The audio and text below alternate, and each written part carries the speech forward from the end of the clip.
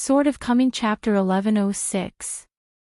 In the shade of the green bamboo forest, there is a house with a width of 3 rooms, facing a pond with rippling water. The spring is in harmony, the grass is velvety, the sunset and the moon rise, and the wind blows on the glazed water. Chen Pingon lived at the Fuyao foot between Jisa Peak and Tiaoyu Mountain, took back 9 talisman avatars, and returned his mind and spirit. While refining swords at night and mending robes, he personally compiled and revised those boxing manuals and spiritual book secrets. The emperor must look like the emperor, and there must be several legal lines that can be passed down. The tuna mountaineering method taught by Old Man Yang from the pharmacy, Guyu's shaking mountain fist, and Jing Daifeng's revised swordsmanship are serious. Chen Pingon brought his disciple Pei Qian together to summarize Cui Chengquan's moves, and at the same time sort out Ningfu by Nanny's boxing techniques, the secret moves of the Qingming warriors in the arsenal of the white-haired boy, which can be called killers, and a large number of wild boxing styles recorded in the Summer Palace. Li Er's unique understanding of the human body and the world from the perspective of a martial artist and analysis, in addition, the 18 stops of sword qi. Taught by Liang, the authentic book of alchemy presented by Li Shixing, plus Chen Pingan's Lei Ju, who can barely enter the hall, and the untold secret of the immortal Yunamo in the 9 true immortal pavilion Xiao Feng Shuetao was robbed halfway in the Zhongta Confucian Temple, the true meaning of Lei Fa, and so on. There are 40 or 50 books on the table, not to mention a large stack of scattered manuscript papers on the table, more than 2 feet high, have been recorded and transcribed here in detail. What's more, to a certain extent, Chen Pingan's self is literally a miscellaneous book, which contains the half-fisted martial arts of the 11 realms handed out by the first ancestor of the military family. During Pei Mint's battle, the sword energy and so on were dismantled by Chen Pingan. According to Chen Pingan's preliminary idea, Luopa Mountain's own legal system can be roughly divided into 4 main lines: swordsmanship, boxing, talisman, refining things, while taking into account thunder, hope, and array. In fact, Chen Pingan had already had a special sermon in Damu Temple, the blessed land of lotus roots, and taught him a rough sequence of practice. The truth couldn't be more simple. If you want to preach to others and give advice, you must first have the right way and reason first, so as not to mislead your disciples. Pei Qian was the only one who witnessed this incident with her own eyes. She was so amazed that her jaw almost dropped from shock. But Chen Pingan didn't let Pei Qian watch too much content other than boxing. Chen Pingan said with a smile that he intends to melt the masters of hundreds of schools into one furnace, and finally compile a book of the most mellow and authentic boxing. But this kind of big talk, he let Pei Qian hear it, so as not to let it out early, and it would be a joke if he couldn't make it up. Chen Pingan specially set up 2 cloud nest formations between Jisa Peak and Fiolu for Xiaomi Mili, who likes to patrol the mountains. The effect is like a shrinking talisman, which is convenient for Xiaomi Mili to visit here. Of course, Chen Lingjun also wanted to join in the fun, but found that he couldn't get into the cloud nest at all. Master Shanju, he was partial, but Chen Lingjun didn't feel wronged when he favored rice grains. Chao Gingxin, the servant of the official department who was in charge of escorting 16 people here, and Zhou Haijing, one of the 4 great masters of sword repair Yuan Huajing and martial arts, each had their own personal demands. The owner of the mountain asked for 2 seal books of Bai Jiangxian and Jiangxian. Chen Pingan said that he didn't have any, so where could he find them? Unexpectedly, Chao Shilang came prepared, and immediately took out from his sleeves 2 exquisite imprints secretly published by some bookstore. This friend, male and female. Chao Gingxin swears that he is a strong man. Chen Pingan immediately knew it, and did not hesitate to reward him with 2 words, "Don't talk about it." Chao Gingxin had no choice but to tell the truth, saying that she was a wealthy woman from Cheer Street, but she, like Guan Iran, had been a monk in the army of the Greatly Iron Cavalry for many years, and she was still a child of her own. of. Chen Ping glanced at Chao Shilong's other sleeve. Chao Gingxin smiled awkwardly, and said that this book of landscape travel would not dare to be taken out even if he was killed. I really can't hold back her, just put on a show, and get back 2 seals with the seal of Qin Shan's collection, which is enough to make her feel better and have a smiling face for several years. Chen Pingan put the 2 printed books on the table, and said that we will talk about business first, and the printed books will be delivered to you later. Zhou Haijing was full of slander. Look, did you say that you are not airy? The last time I was in Dali capital, I never saw this Mr. Chen showing off so much. It seems that it is really different whether he is a national teacher or not. Chao Gingxin was more worried that Master Chen Shan would hack those 2 seals. Yuan Huajing said that he wanted to borrow a vassal mountain from Luopa Mountain, preferably the sword worship platform, because he might retreat in the near future and try to break through the realm, and everything would be consumed, and the cost would be doubled. Chen Ping smiled and said, "It's easy to say." Yuan Jianxian happened to be able to ask our new priest Gan Tang for advice before retreating. Although Yuan Huajing didn't know who this person was, since Chen Pingan dared to say that, he must be a more genuine senior sword fairy than the so-called Yuan Jianxian. Zhou Haijing glanced at Pei Qian, who had been sitting silently in the corner. She sized up this unimposing young woman curiously several times, and she happened to squint at her several times. Seeing that Pei Qian didn't match the legendary Jing Qingming at all, you must know that in Luojing, the accompanying capital of Dali, there had been a saying that, ask Jing Qian for boxing, and you'll be done with 3 faces. Why did Pei Qian look like a lady when she came to her own territory? Although Zhou Haijing was puzzled in his heart, he didn't bother to hide anything, saying that he wanted to ask Grandmaster Pei for some good punches. Chen Pingan persuaded with a smile, it's better to wait for Grandmaster Zhou to reach the limit. However, Zhou Haijing said that it was just right for him to be at the top of the mountain, and he would not be ashamed to lose. In fact, Pei Qian had no intention of competing with others. If he hit him hard, his peace would be hurt. After all, the other party was a guest of Luoba Mountain. If you hit lightly, maybe the other party doesn't appreciate it, and thinks it's okay if the famous master doesn't produce high-level disciples, but I'm afraid that the misunderstanding is that his master's teaching ability is not high. Chen Pingan smiled and said, it's purely a competition between fellow martial artists. Don't take it too seriously. Pei Qian nodded, stood up, made a concession, and left the room first. Zhou Haijing's eyes lit up. Chen Pingan is the only one who knows how to learn boxing. I'm not bad either. Not only Chao Gingxin wanted to go out to watch boxing, but Yuan Huajing also left after him. Chen Ping just freed his hands, opened the 2 printed books on the table, thought about it, and wrote. When going down the mountain, Zhou Haijing grinned and rubbed his chest with lingering fear. In fact, Pei Qian was quite kind. Before he started, he used the secret language method of gathering voices into lines, saying that he would be in the top of the mountain. There were about 10 rounds between the 2 sides, and Zhou Haijing had the upper hand. It seemed that Pei Qian had no way to fight back, only parrying, but in the end, Pei Qian used both elbows to make a straight line, as fast as thunder, defending and attacking.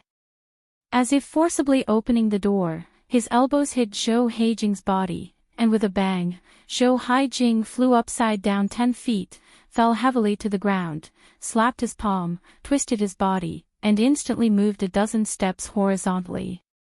He breathed a sigh of relief. Just as he stabilized his footsteps, he was hit on the face by Pei Qian's elbow. Pei Qian went to the house, brought the printed score from the master, and handed it to Chao Gingxin. Pei Qian hesitated for a while, and said something to Zhou Haijing. How offending. Zhou Haijing couldn't say anything polite at the moment, so he nodded silently. Chao Gingxin found out that there was an extra printed book. Chen Shanzhu is really a wonderful person, and he also bought a fake book. Chao Gingxin laughed loudly and said, "Ha, there is still ahead, I made a profit." Chen Pingan really wrote the gift with his own hand. Not long after the pen was written, the fragrance of ink was still glowing. The word fame is a snake in the wine, and I don't care about it. Brother Chao is grateful. Yuan Huajing didn't have the talisman sword made by Longquan Jianzong, so he couldn't resist the wind, so he could only walk to the sword worship platform on foot. Saying goodbye to Chao Gingxin, the nominally new leader of the Dali earthly branch, Yuan Huajing wandered slowly towards the sword worship platform without using the supernatural power of Shundi. Zhou Haijing raised his chin, motioning to open the other two books to see if Chen Pingan had written anything, but it was still perfunctory and only stamped the book collection seal. However, Chao Gingxin put the printed score in his sleeve, and said that he went to Nujiadu and boarded the boat to return. Arriving at the Dali military ferry and heading back north, Chao Gingxin took off the wine gourd covered in red pulp, pulled out the cork, and took a sip of the wine with his head raised, before he took out the printed score from his sleeve. The title pages of the two printed books are each written with a gift, and each has a different seal. The iron armor went out of the rich family, fought for 1,000,000 miles, and immediately went to the side of the willow. In Zayanjan's cup of wine, flowers bloom every day, and he drinks heavily in peace. 100 sword immortal seals seal 5 characters. Shanka is hard to be a sword immortal. Let's save the sky together, and don't let the eyebrows be allowed. There are 7 characters on the seal of Jianxian Inpu, Chen Pingan, master of the Great Li dynasty. Zhou Haijing held back for a long time before she said something. It's a pity that my old lady can't beat Ning Yao. Chao Gingxin laughed, drank, and said, "Emotions are invincible, lingering thoughts are hard to calm down. We are idiots who hate women and confront them. If there are thousands of troops in the enemy camp, they will come in droves, hold up the big banner, and write a love." The word breaks through the 2 barriers between the eyebrows and the heart, and there is no way to avoid it. It kills my generation to throw away their helmets and armor, and they are defeated. Zhou Haijing squinted at this person, a fool who can't understand people's language. That fool instantly understood there was something to be done. Not long after Chao Gingxin's military ferry left Nujiadu, another intercontinental ferry named Dragon Snake Track came this day, and it came from the divine continent of Middle-earth. It was huge but not fancy. If the ferry had not taken the initiative to notify Tong Shinjun before it crossed the sea and was about to approach the boundary of Xishan, the Dali court might not have known the existence of the ferry, entered the boundary of Xishan, and then transferred to the territory of Beiyue. Tracking, the ferry seems to have disappeared out of thin air. There are not many passengers on the ferry. They come from 5 sects, but they are a family. The founder of the mountain is the talisman Yushuan.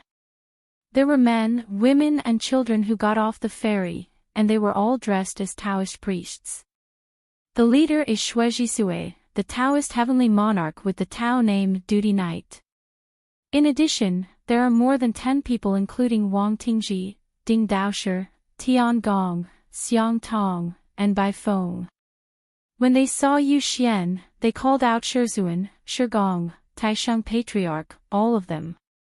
This time I came to Aquarius continent from the divine continent of Middle-earth, 2 things, one revealed and the other concealed. On the surface it was to help send 1,000 gold and copper coins, and secretly, Yu Xian had treated his personal disciple Shuizhi at the age of 10, select a few of the most arrogant from various sects, and take them to Luopa mountain together, so that they can see what a real smart person is.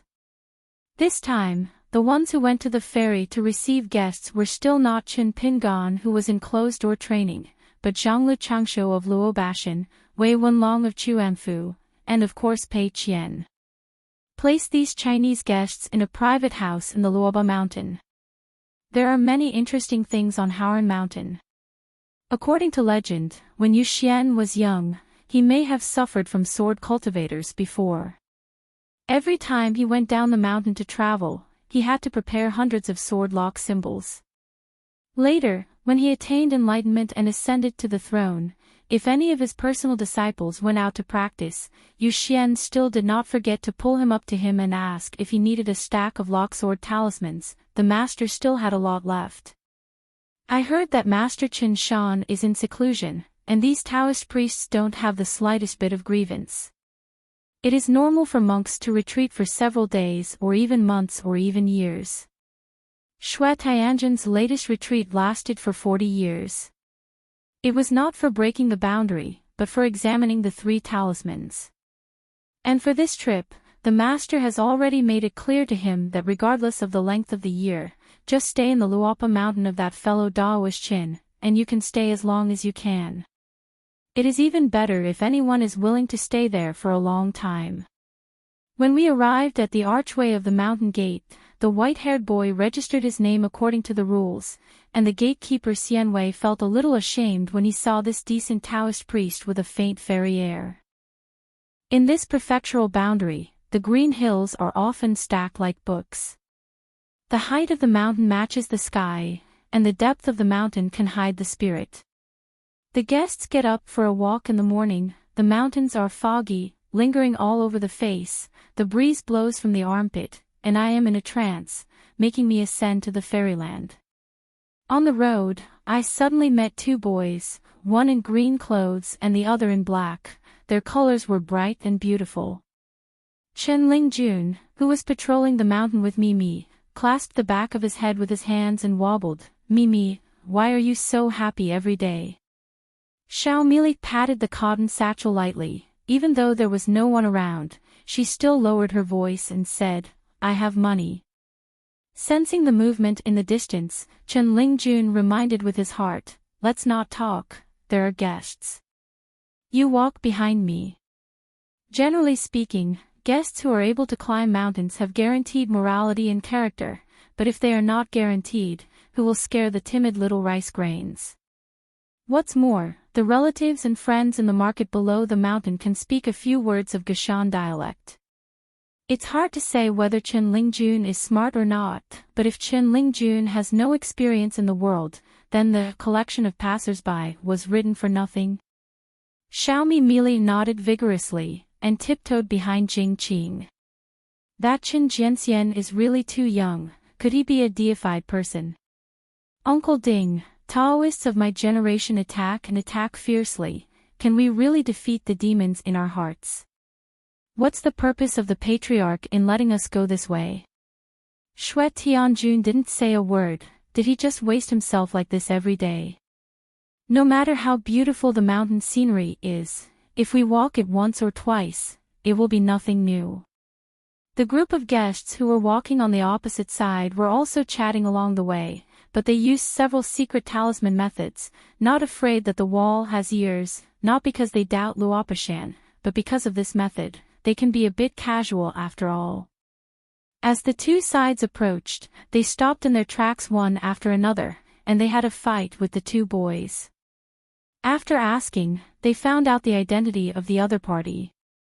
When the other party heard that they were from the lower sect of Taofu Mountain, their expressions became strange. That eccentric little girl in black, with a golden pole on her shoulder and a green bamboo stick in her hand, claimed to be Zhou Mili. She didn't say anything about her identity, but she just grabbed the rope of the cotton bag crossbody, and couldn't hide her nervousness. Chen Lingjun exchanged some polite greetings with them, which was very decent. This group of Taoist priests has a lot of background. The ancestral court is authentic Taofu Mountain, the founder of the mountain is Yushuan, and the ashram is located on the Jinfeng peak of the ancestral mountain. An upper sect, Yuhua Mountain, is too purely formed by stacking millions of talismans. It is said that the number of talismans has accumulated to more than 9 million 100 years ago, and it will be tens of millions. The 3 lower sects, Faxian Palace, have the beautiful name of the Taiqing realm, and are known as the residents of the City of Immortals. There have been countless Taoist priests of other families who cultivated here to become immortals. There is also the Do Ran faction who, on the Do Ran peak, throw a talisman to open the mountains. The former master of the Jingwei Temple, Taoist Songxue, Zhao Wenmin, had already gone to the wild world, and Zhao Wenmin's master, Taoist Go, was one of Yu Xian's 6 direct disciples, and he was extremely famous on and off the Shenzhou mountain in the Middle Earth. He is famous for distinguishing between likes and hates, repaying favors and avenging grudges. During the war that year, Taoist Go left a sentence: children and grandchildren cherish the spirit, and leave this body to take care of the universe, then drifted away, disappeared without a trace, and finally disappeared on the battlefield of Nanpa Sa continent. The ancestral Taofu mountain has Yunmeng Cave, one of the 72 small caves. Shangzong Yuhua Mountain holds a high-grade, Taitang, a blessed land. Feixian Palace and Duran faction each have a middle-rank blessed land, Old Pit, and 100 refining. It's no wonder that Jing Weiguan never fails to cry poor every time he fills in the Jinfeng Patriarch Hall to discuss matters. The two sides passed by each other, and each walked away. Xiaomi Li, who had been holding her breath, could finally breathe a sigh of relief. She shook her head and said, "Ha, you're both quite friendly." Chen Lingjun laughed and said, "Wealth is rich and powerful, and we are arrogant. Some temper, the words on the mouth are not obvious, and the eyebrows and eyes can't be hidden." Millet frowned with 2 sparse and yellowed brows.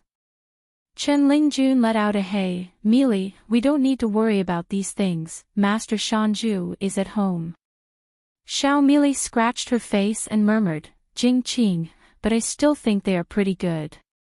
Chen Lingjun turned sideways and made a grimace. "If even Guardian Zhou thinks it's not good, we won't be able to reach Luoba Mountain."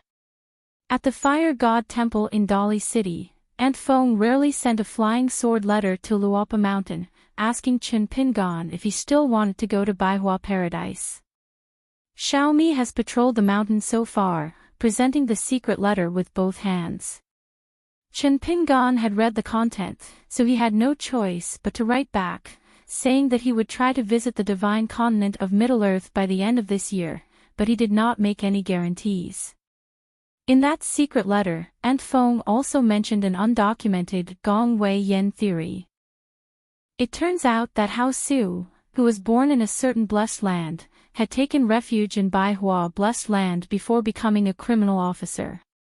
A flower god named Xiangxiu is very chewy. When you get there, you have the opportunity to help determine the authenticity. Chen Pingan was not interested in these, but just remembered a very charming ancient poem. Xiangxiugan was indifferent, and he deeply trusted Hao Su. Wei Bo came to Fiolu, and said that just after attending the discussion in the Imperial Study Room, His Majesty the Emperor, who was very patient, couldn't help hinting to himself when the Dali dynasty would announce something to the whole continent. Chen Pingan said to take it easy, and wait until he has figured out how to deal with those mountain and water gods whose golden bodies in the southern part of Aquarius continent have been suppressed. Wei Bo nodded, saying that this matter really needs to be treated with caution. The old man Lu Yong met Chen Pingan before, and in a few words, he settled the matter of Zhao Zhu being the guest minister of Luoba Mountain. He probably sensed Qin Shan's sluggish state. Lu Yong didn't even mention a few drinks. He bid farewell and left, only saying that before the next meeting in the Patriarchal Hall of Jisa Peak, he would say hello to Qinghu Palace, and he would bring Zhao Zhu to Luopa Mountain together. The old man didn't even let Chen Pingan be sent to the gate of the mountain, saying that he had already made an appointment with fellow Taoist Jingqing to visit Tiafu Jiangshui Mansion and meet the new mansion lord by Dang. Chen Pingan nodded with a smile and only said yes. There are more 3 brothers in the way of the great Tao, in Luopa Mountain. Gao Gung in the Yupu realm is the disciple of the old Lixiaozu Feixing Jinghao, and the ghost who used to be named Yinlu in Xianzan City, but now he has changed his name to Zhengquo. On Luopa Mountain, the 3 of them accompanied the little boy in Tsingyi, and drank like drinking water. The 3 brothers who drank together through adversity are now rich and honored, and no one dared to mention the word drinking. Gao Gung never returned to Qinggong Mountain in Lixiaozu. His master ordered him to stay here for a while longer to get on good terms with that fellow Taoist Jingqing. As for the affairs of Qinggong Mountain that originally belonged to Gao Gung, don't worry about it. Without him Gao Gung, Qinggong Mountain would still be Qinggong Mountain. But Gao Gung, if you can take root here, it will be considered a great achievement. Now Xingqiu writes in a diary every day. For example, when he went out today, he failed to keep his heart and uttered a few words indiscriminately, which is hateful and embarrassing. Confucian orthodoxy has been handed down from generation to generation. Since ancient times, there have been 3 verticals. The most holy masters opened up the world, leading the sages and Confucian temples to accompany the 72 sages. Literary sages study heaven and man, like the sun is at the height of the sky, and the 2 verticals are also. When it comes to hidden officials, it is as bright as the sun, and the 3 verticals are also. All these 3 verticals of the orthodoxy are all in the day and the time, and our generation of Taoists must not be ignorant. It was originally a little thoughtful thing written in a private diary, but the official Yin somehow read it. Sitting at the table complacently, Xingqiu received a solid brick on the back of his head. Senior Jing Qing misunderstood me too much. Didn't you say that your master Shanzhu doesn't like to be flattered by others, but he only praises his gentleman, an old scholar, and his knowledge, and praises him as an out-and-out scholar? As a result, when the old master Lu and the boy in Xingyi pressed their heads down and came to the Tifu River, they worked out tricks to divert water and arrived at the gate of the water palace. Finished, entered the mansion, walked all the way through the corridors, and came to a place dedicated to entertaining distinguished guests. Lu Yong saw the smiling Qin Shanzhu standing at the table, setting up the wine and dishes, waiting for them to sit down, put down the chopsticks and raise the table. Cup. The old real man was moved, but he didn't say anything, and the table was full of wine. Chen Lingjun arranged this drink for the old man clearly. The host and assistant will accompany him 3 or 4 times, and he must entertain brother Lu well, and he will not return until he is drunk. The old deaf son and his disciple Yu met the young hermit official and temporarily stayed at the sword-worshipping platform. After arriving here, the old deaf son really regretted it a bit. Not to mention the boundary of Longquan County, it is the entire Dali Chuzhou Mountains and rivers. In the eyes of the old deaf child, it is only the size of a palm. Don't look at the old deaf child who only manages a prison in the Great Wall of Sword Chi, but the land over there is clean and large. How can it be compared with this tiny place today? What's more, I took my disciples away from the Great Wall of Sword Chi before, and finally lost the white-haired boy who was wearing a magic robe and hanging a dagger by urching snake, croaking by the side, and after only a few days, the 2 sides met again. The worry is really worrying. I just hope that Mr. Ingguan will speak a little bit of conscience, and help me, that Mr. Xiaomo, and Senior Bai Jing, to build a bridge and learn a few excellent swordsmanship. I am not in vain here. As a general enshrinement, I went to Feixing City in the colorful world in the future, so I could say a few words for Lord Ingguan, and say a few fair words that I think I have a clear conscience. Arrived at the sword-worshipping platform, which became more and more remote and narrow, the thatched hut was simple, but the old deaf child didn't think it was shabby. Yu heard the content of greetings between Lord Ingguan and Master earlier, so he couldn't help asking. Master used to be His Royal Highness the Crown Prince who lived in a great barbaric dynasty. There is also an East Palace dojo with corridors and wastes back to 90,000 houses, where the sun rises in the east and rains in the west. He has led soldiers and fought wars, and he is invincible, annexing 2 feuding dynasties in just 100 years. The old deaf child smiled, and said that it was the old almanac thousands of years ago, and it was not worth mentioning. If it is really a small and grand place, it is not in the number of houses in the old house in the past, but in the number of old houses every year. The scorching sun hangs in the sky, allowing tens of thousands of female officials to move out their vanity mirrors, just like a bright sun shining on the ground and reflecting in the sky. It's a pity that he was young and energetic at that time, and he believed that his cultivation talent was not bad, and he was not slow in practicing swordsmanship. In my own country, sometimes I don't feel like a hero, so I want to go to the Great Wall of Sword Chi, and meet those old sword fairies who can carve on the wall for a while.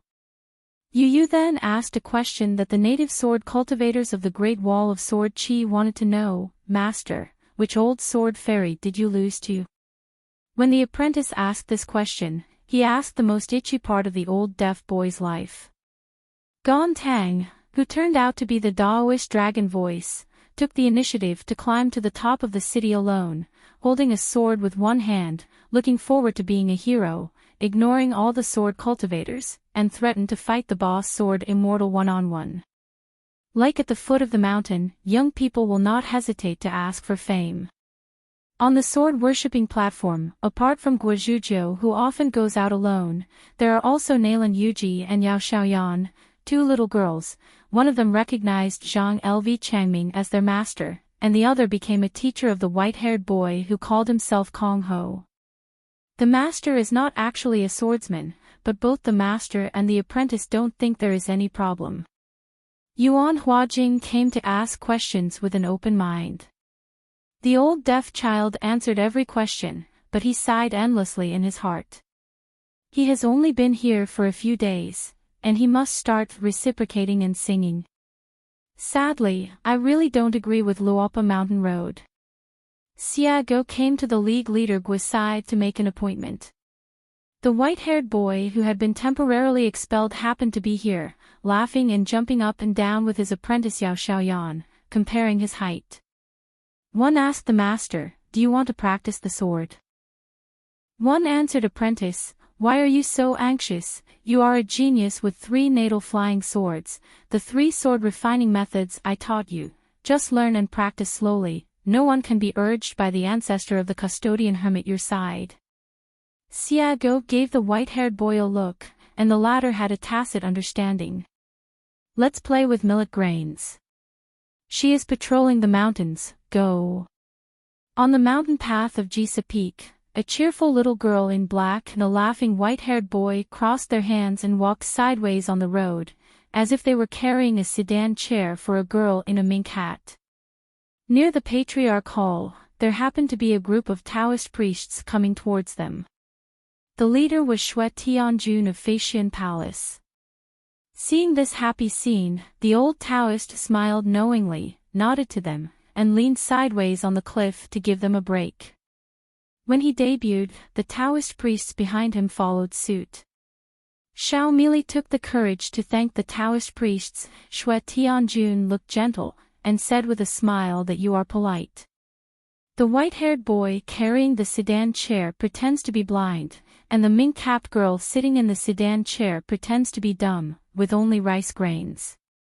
He wants to say something to Jing Qing in his heart. "Look, good man. I already had spare time in my hand, and I got the 1,000 gold and fine copper coins sent by the old real person, plus the 200 or so coins that you Shiwu insisted on giving and not accepting." Chen Pingan began to refine the sword Jing Zhongyue to improve his rank, hoping to achieve the expected 800,000 splits with one sword.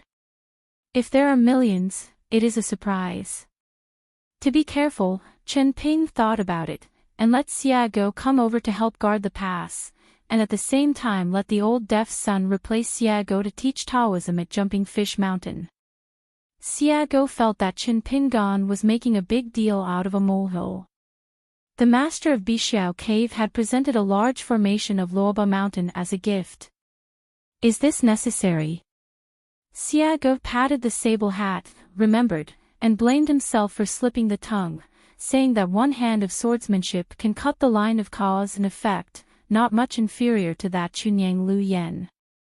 Folding his hands together to make pillows, he was lying on the floor of the corridor outside the house. Xiago crossed his legs, swaying. Xiao Mo was not at home, so boring. By the way, Xiago thought about Yang Ji's aunt, and he didn't care about the other party's name, but Yang Ji had a natal supernatural power, which should not be underestimated. After Yang Ji learned it, before he ascended to the realm, it was of course a great fortune.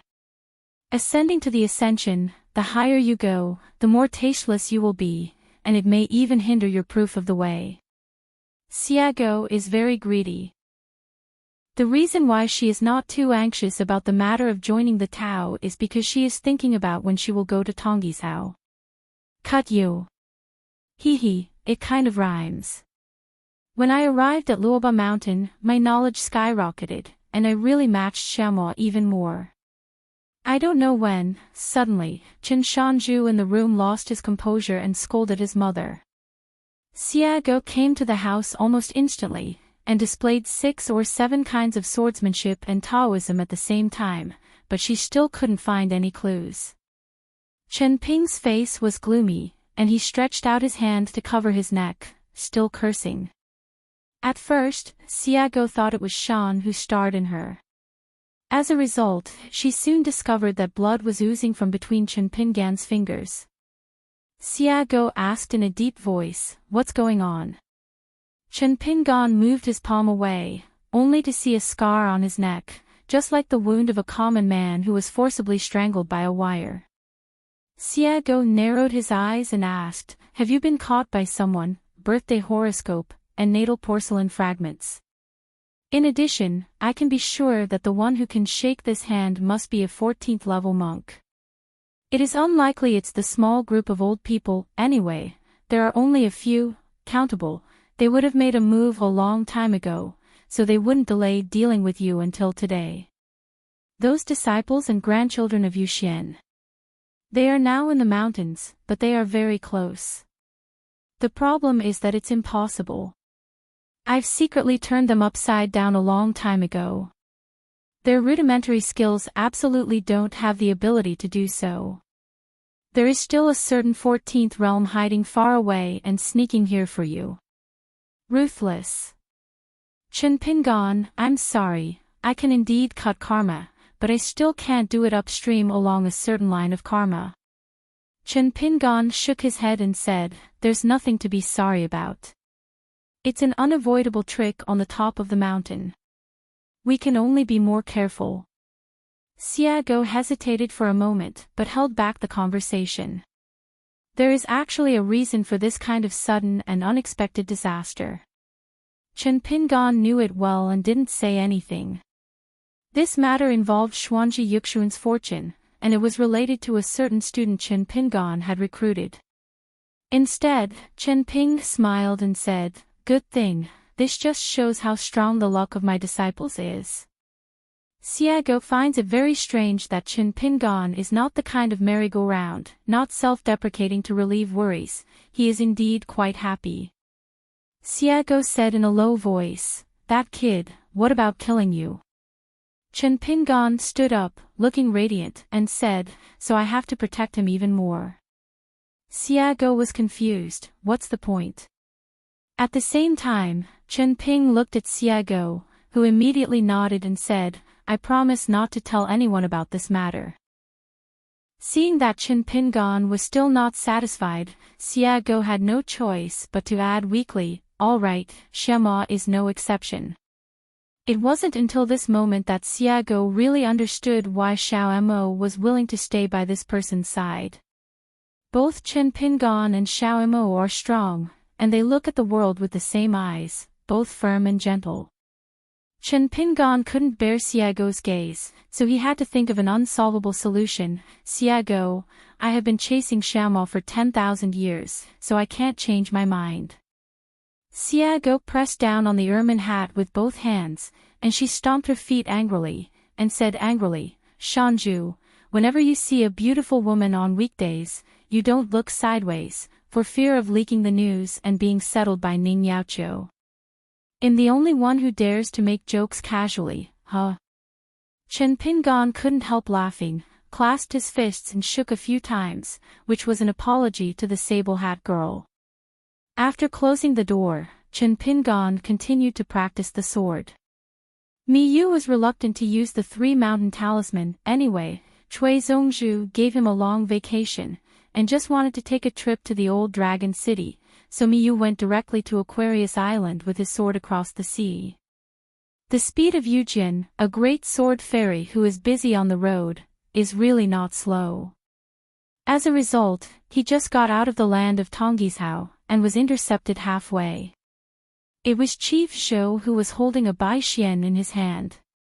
When Bai Xian saw Sword Immortal Mida, he just nodded his head, and made offerings to the chief of the next sect. Miyu has long been used to it. If Bai Xian didn't do this, he would feel awkward instead. While Pei Qian was busy at Dadu, Bai Xian thought about going to Luopa Mountain to have a look at Master Chao, and hit it off with Chief Shou, who happened to be a guest at Mi Xiufeng of Qingping Sword Sect, and left as soon as they said it. Another visitor came to Luopa Mountain that day, and the white-haired boy jumped out before the Taoist Xianwei asked, smiling and asking, "Where is the sacred place? Please report your name." But the white-haired boy was very happy. Now our Luopashan business is really booming, and the wealth is overflowing.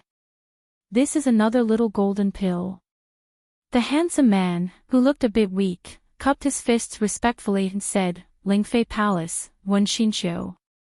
This time I took the liberty to visit, because I want to have a serious question with Grandmaster Pei. Wenxinqiu has not been able to concentrate on refining qi for a long time. If he continues to consume like this, he will probably be completely cut off." Looking at Yu's face, it is undoubtedly a sign of Taoist demons. When Xiangxi, who has lofty ambitions, dares not to take this kind of thing seriously, so he can only bite the bullet and come here seriously to ask her to teach him a boxing game. The white-haired boy glanced at Taoist Xianwei. She is just a score editor, and she is not in charge of receiving guests.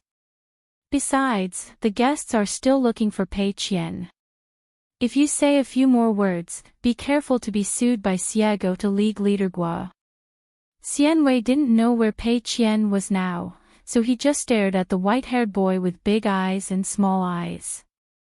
When Shishu was even more helpless, so he had to ask the Taoist priest to report that he was looking for a place to live in Huaihuang County recently, and would come here often to bother him until Master Pei was willing to show up and agree to discuss. The white-haired boy felt a little regretful. Since this Jindan didn't climb the mountain, he couldn't be registered. In Changning County, the capital city of Yushuan Kingdom, the woman in green skirt was really bored in the Chongyang Temple near the water tower. She just wanted to go out for a while. How about going to Luopa Mountain? When Yufeng first arrived at Hongzhou town, she walked through Chiduan Mountain, wandered to the gate of the mountain, and sat at the empty table by herself, with the young Taoist priest with a wooden hairpin on her head, and brought tea. The woman in the green skirt who was in a good mood at first saw a figure, and her pretty face turned frosty for a moment.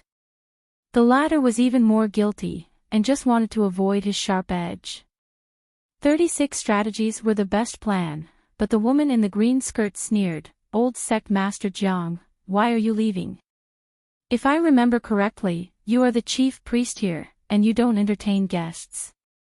Jiang Shangzhen felt helpless, so he had to obediently float to the ground, and squeezed out a smiling face. "We meet again after a long absence.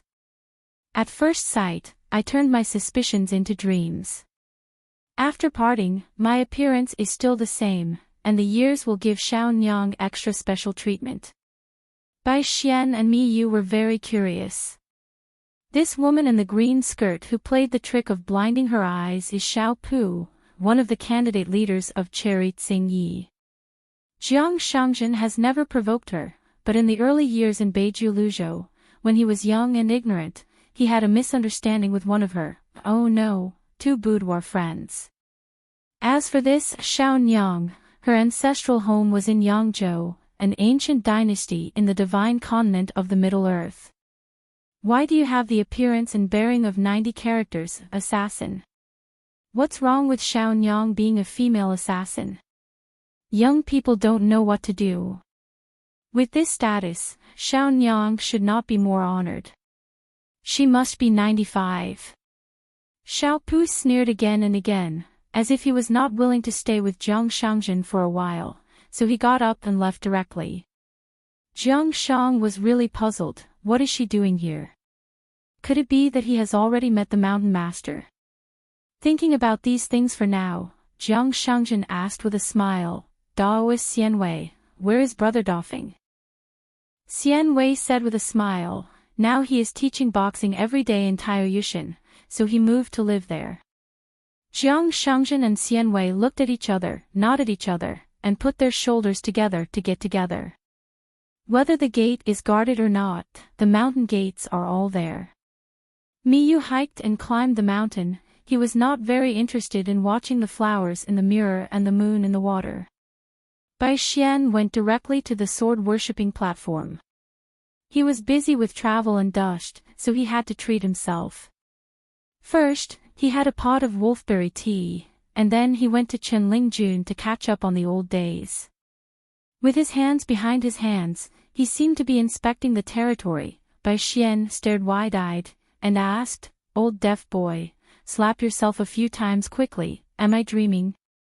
Jiang Shangjin can watch flowers in the mirror and moon in water. Only Jing Dafeng and Chen Ling have had more than 50 shows. Chief Shou's family background is bottomless. For example, in the current scene, there is a fat woman with heavy makeup. Jiang Shangjin calls her sister Jean O. She loves Fengshu at Temple Wei Jin, Wei Daijiangxian the most. The second place is that big brother Jiang who doesn't know his name but only his surname. Wei Jianxian relied on his face, while brother Jiang relied on his pocket. Jiang Shangjin originally wanted to chat a few more nasty words, but another time in the mirror has already started, so he hurriedly spent a small sum of money, and confessed to that sister Jean O, saying that his maid in the room had heated the bedding. Brother Jiang went to also. There is a loose sect called Inverted Jiang Zong. Its hometown is Tonggishao, its second hometown is Beiju Luzhou, and Aquarius Island where its own sect is located. There are monks from 3 continents. There is a Beng Lai Zhenjuan who claims to have a blood feud with Jiang Shangjin, through untold hardships, relying on hard work, spending money crazily, and biting people with a variety of mad dogs. He finally got into the high position of the third in command. Climbing up 2 more steps, we, Jiang, are the second seat, but we are about to become the suzerain and take the top spot. When Jiang Shangjin opened this mirror in a hurry, he heard someone ridiculing the Jiang thief for being an embroidered pillow, with a short depth of water and a short whip. Someone was cursing the Jiang thief for not being able to earn half a copper coin, getting up early in the morning to pick up dung, and starving for 3 days no shit. Jiang Shangjin immediately poured down a few Xiaoshu coins, applauding repeatedly, and when he heard the familiar voice of Zhenjuan Beng, he really felt like the backbone and pillar had come, and he threw money all at once just to shout out compliments. The wise and martial arts of Zhenjuan Jiang's second seat collapsed. There was a woman who served as the chief enshrinement of Jiang Zong, dropped several Xiaoshu coins in one breath, and said in a stern voice, "One day, my mother will chop off the extra stuff in that guy's crotch and drink it with wine." In other places, a woman saying this kind of thing seems to be the way to lose money by hurting the enemy 1,000 and self-defeating 800. But it was different for Jiang Zong. Immediately, people threw money and applauded. The woman threw another Xiaoshu money, and asked with a smile, "If the true king collapses, why are you playing empty city tricks with my old lady?" Jiang Shangjin hurriedly removed the mirror, saying silently that I am not panicking. Being taught boxing by Grandmaster Pei himself, he walked 6 steps for 2 hours that day, and now the 8 of them are practicing boxing more diligently, and learning boxing with that Masterson brings a bit of awe. On the other side of the back mountain of Luopa Mountain, there lived a pair of descendants of the Chao family of Shangzhou Kingdom, the young Chao Yin and the young girl Chao Yang, whose name was Fengxing and whose nickname was Wudong. Chao Yin is a sword cultivator at the bottleneck of the sea viewing realm, and Chao Yang has just entered the 5th realm. They are here today to see a few friends at Jumping Fish Mountain. Chao Yin, a pair of siblings and a pair of brothers and sisters are related by relatives. Ding Yao practices martial arts, and Ding Yao learns martial arts. And Wu Shani and Wu Long are brothers and sisters who all learn martial arts. As for the Ding and Wu families, they are all relatives by marriage with the Chao family, so of course it is a kind of high climb. It is normal for wealthy families to intermarry. The Ichi Lane and Cheer Street in Dali capital have always maintained a tacit agreement, that is, there is almost no marriage between the two Shangju surnames, and there are occasional exceptions, and they dare not make a big show. I can't wait to skip all the red tape and throw it directly into the bridal chamber. Chao Yin was not worried about what Luopishan would think. If this kind of courtesy was neglected, it would be inhumane. What's more, he is very clear about the atmosphere of Luopa Mountain, especially Qin Shan's broad-mindedness, which has long been admired by the young Chao family. Mountain Lord. Master Zheng probably didn't wash his feet all the year round. When he was not teaching boxing, he would sit on the bench, take off his cloth shoes, and pick his feet there. Because it is certain that Master Zheng is a real expert with a lot of money in his belly, there are still a few teenagers who are willing to squat aside and ask some questions about boxing, and they all feel that learning boxing is not easy. Zheng Dafeng answered a few questions casually, and suddenly passed his hand to a young man named Wu Shange. Smell it, is it hot and sour? Or sauce? That Wu Shange scrambled and crawled away, but Master Zheng said behind him, where the thief is going, watch the dart. Chao Yin was here, chatted with Mr. Zheng who was very familiar with him for a while, and then had a few words with Wu Shange and the others, and then took Chao Yang to another place. Zheng Dafeng smiled to a silent young man beside him. The fist is my own boxing, don't fight for 3 inches, the boy's head will turn white. Chen Lingjun learned that Bai Xian had returned to Luopa Mountain, and while going to the sword worship platform to find Bai Xian, he secretly informed Pei Qian. Luopa Mountain, no one has ever lost in terms of seniority. If you talk about iron bones and righteousness, the boy in Tsing Yi is even more worthy of me. If you want to say that you are loyal, that white-haired boy who likes to take a mouthful of a hidden official ancestor also has a few brushes. As for Bai Xian, even though he was young, he was still a bit off the mark. The number 1 person in the world of martial arts in the Lotus Root Paradise, Grandmaster Zhong Qinzhong, and the great sword immortal Mayumi hit it off right away. It's probably a hero and a hero. Lying on a chair basking in the sun. When it was time to eat, they went to the old cook's side, and Zhong Qian picked, and then made an appointment about which dishes to cook for the next meal, and what wine to drink for supper tonight. In the twilight of this day, on the steps of the main road of Jilin Peak, Mi Yu and Jiang Shangzhen each grabbed Xiaomi Li's small hand, and they helped her hold the golden pole and green bamboo stick. I fly.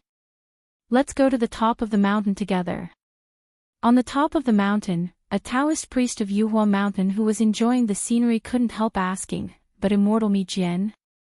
Another Taoist priest sent by Do Ran asked, dare I ask if it is the old suzerain Jiang of Yuguazang? Mi Yu didn't bother to answer. It doesn't matter to Mi Yu if his family scolds him as Mi Jianxian. Jiang Shangzhen nodded with a smile. Mi Jianxian belongs to the Qingping sword sect, and I am the chief enshrinement of Luopa Mountain, so I can't be less polite to outsiders. Xiaomi Li hurriedly asked Chief Shou and Yumi to put themselves down, took a serious look, and fought with those fairy elders in a decent way. Those Taoist priests couldn't help but look at the little girl in black a few more times. When she saluted like this, almost all the Taoist priests returned the salute, only a young man with a stern face remained silent. Mi Yu glanced at the boy, Jiang Shangzhen smiled, and they didn't say anything. How could Xiaomi Li care about these details? She was too busy having fun. Apart from Fiolu, which is temporarily used as a Taoist temple, in addition to the bamboo building on Jilin Peak, Chen Pingon actually has a private house, but he never lives in it. Whether he is studying or sleeping, he still chooses the first floor of the bamboo building. Yu can hid himself in a cloud of emerald green water, and traveled far away in the fog, approaching the mountains in the west, and pressed down the cloud head according to the rules, revealing his body, because a piece of peace card issued by the Ministry of Criminal Justice of Dali was hanging on his waist. a lot of formalities can be avoided. Trembling, I arrived at the boundary of Longquan County, and honestly reported to a Taoist priest at the gate of Luopa Mountain. I don't know where a white-haired boy suddenly popped up, claiming to be a distinguished and noble music editor, and recording someone's visit to Luopa Mountain on a certain day, month, and year. Yukin hurriedly reported the name of the water mansion, and the white-haired boy recorded them one by one, but it was concise and to the point, without too much questioning, and said old-fashionedly, Chen Lingjun had already greeted me and the Taoist priest, ready you go up the mountain. Yukin bit the bullet, and then confessed to the score editor and the gatekeeper in Taoist robes with the wooden hairpin on his head. He shook his sleeves, and from inside fell out a finely carved pocket model of Dianjiangtai. When he fell to the ground, 2 slender rainbow lights flashed from the emerald point of the platform, and 2 burly and majestic armored generals appeared in an instant, no different in stature from ordinary men. They came to stand behind the palace Lord Yukan, or press the handle of the knife, or hold the long sword, each holding their breath and concentrating. The white-haired boy was stunned for a moment, and then burst out laughing. Okay, there are 2 more masters. The white-haired boy was about to take out the pen and paper book again. Yukin quickly explained, this fairy, they don't climb the mountain with the little god, they just wait at the foot of the mountain, and don't dare to bother the fairy to waste pen and ink. Shrimp soldiers and crab generals, tortoise prime minister, female ghost Narcissus and pretty gong are almost the standard equipment for officials in the water palace of Aquarius Island.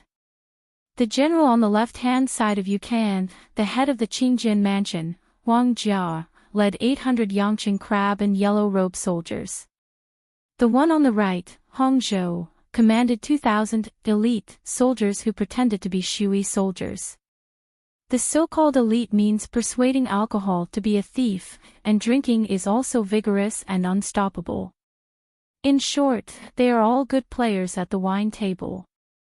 Huang Jia and Hongzhou, who admired Qin Jiangxian's heroic feat of observing Jingyang Mountain, felt relieved, and admired Qin Shan's wall with flowers blooming outside the wall, and became hermit officials of the Great Wall of Sword Qi. They all wanted to meet Qin Pingan in their dreams, so when they heard that the Yu mansion was mainly visiting Luopa Mountain, the 2 generals of Yujiang, who were not shy on the battlefield or at the wine table, found Yukin together. Yuzhu, kneeling on the ground, begged the palace lord for mercy, and took them to Luopa Mountain together. How could Yukin dare to agree to this casually? And the 2 lovers began to enumerate the merits they had done for Yujiang and how much blood they had shed. When it comes to the depths of love, Hongzhou has a tragic expression on his face. He took off his armor and torn his clothes, revealing his trembling fat body. He finally found those scars. At that time, Huang Jia, who was lying on the ground, raised his head and glanced at his colleagues, then quickly lowered his head, trying not to laugh out loud. Umo Hongzhou also felt that it was not appropriate, so he resentfully pulled some rags on his body to cover it up a little. After all, Yukin was loyal, and as soon as he gritted his teeth, he used a clever trick, using the general's platform, the treasure of the town, to bring them here by smuggling. Anyway, just put these 2 confidants and love generals at the foot of the mountain, look at the archway at the gate of the mountain, look at the majestic towering mountain of Lola Mountain, and so on, just past the eye addiction. What's more, they themselves knew it well, and accompanied Yu Fujian up the mountain to drink. That is absolutely unbelievable. The little boy in Tsing-yi flew down the mountain all the way, very happy, his face is bright today, and he will go to Yu Jiangshui mansion to ask for a few bowls of wine to drink, and he will not feel guilty anymore. Leaping forward, jumping over the archway of the mountain gate, I ran into the brother Yu Jiang water god, and the 2 idiots who often sat under the table with me to drink. Chen Lingjun crackled like a firecracker. Old Yu, why are you here so early? There's still half an hour left. Huangde, it's still the same, it's okay. It's mighty and majestic, its fists are standing, its arms are running, this body is full of sinews, envy, Hong air, your face is flushed, those little sisters-in-law are willing to let you go, finally have you taken care of your kidneys? You don't act righteously, and you don't treat brothers who burn yellow paper, cut off chicken heads, and pay homage to you as real brothers. Wow, Shuefu is only a few steps away from my home in Luopa Mountain. I have been practicing Taoism diligently these years, and I am indeed busy, but I don't have time to see you. Is that why you brothers don't come to see me? Ha! Ah. After all, it was at the foot of Luopa Mountain, so you had to keep it a little tighter, and said softly, Ling Jun, Wang Jia and Hong Zhou won't be going up the mountain today, so they'll just wait here at the entrance of the mountain, and I won't make things difficult for you. But you knew that, Wei Shanjun, now he should be called Wei Shanjun, he had beaten himself before, and he didn't speak harshly, it was really unnecessary, but Yukon had been in the landscape and officialdom for many years, how could he? Can't hear some meaning behind the words. So this time when going up the mountain, Palace Master Yu was walking on thin ice. He even prepared the worst plan to be reprimanded by Chen Jianxian face to face. Chen Pingon handed them a cup of tea, and the millet immediately followed the melon seeds. Chen Pingon asked with a smile, Master Yu, do you have any thoughts on the matter of the Dali court's investigation of the mountains and water gods? Today is just a matter of family affairs. There is a saying in my hometown that having a good neighbor is equivalent to picking up a piece of gold for nothing. You Palace Master, General Hong and General Huang, don't need to be nervous. Yukon took the teacup with both hands and carefully glanced at Qin Shanju. Out of the corner of his eye, he noticed that the little boy in Tsingyi nodded vigorously to him, probably to encourage him to speak boldly, knowing everything without saying anything. Yukon said in a trembling voice, the 10-year review is too much pressure. If it is changed to Jiazi's first review, you can breathe a little bit. And in just 10 years, it is too short for the gods of mountains and rivers. Well, even if there is a middle way, a review every 30 years would be fine. Chen Pingon nodded and said, it makes sense. The expressions of the two Shuefu generals changed drastically, they stretched out their feet almost at the same time, and kicked their own palace master under the table. Those are the rules set by the suzerain Dali dynasty, that Cui Guosher himself. Even if Cui Guosher is considered Chen Jiangxian's senior brother, then you shouldn't say that, palace master. Chen Ping smiled and said, then change it to a review every 30 years. The gods of mountains and rivers in a country may all have to thank Palace Master Yu. Yukan and the others were completely dumbfounded. Of course we know that Qin Jianxian is an old man with superb swordsmanship, a profound background, and a background that reaches the sky. But such a big matter involving the fundamental national policy of the Dali dynasty, let alone Beiyue Wei Shinjun, I am afraid that even the Song dynasty of Dali His Majesty the Emperor has to weigh again and again, and after many discussions in the imperial study, he can reach a conclusion. Chen Ping smiled and said, don't talk about these things, after drinking tea and eating a meal, they just didn't drink much. Yukan and the others don't talk about persuading them to drink. To be honest, it's inappropriate to propose a toast twice. But after a few glasses of wine, they were finally not so constrained as if they were sitting on pins and needles, and Chen Jianxian was really unassuming, and he was not that kind of pretending to be approachable. Yukan and the others were just afraid of this legendary Chen Jianxian. They're not fools. Is it true that as Chen Lingjun said, as long as they sit on the table, they will have no realm? Chen Pingon stood up, smiled and sent them to the door, saying that he would go to King Jianshui mansion for a drink if he had the chance, and he would definitely have a good drink next time.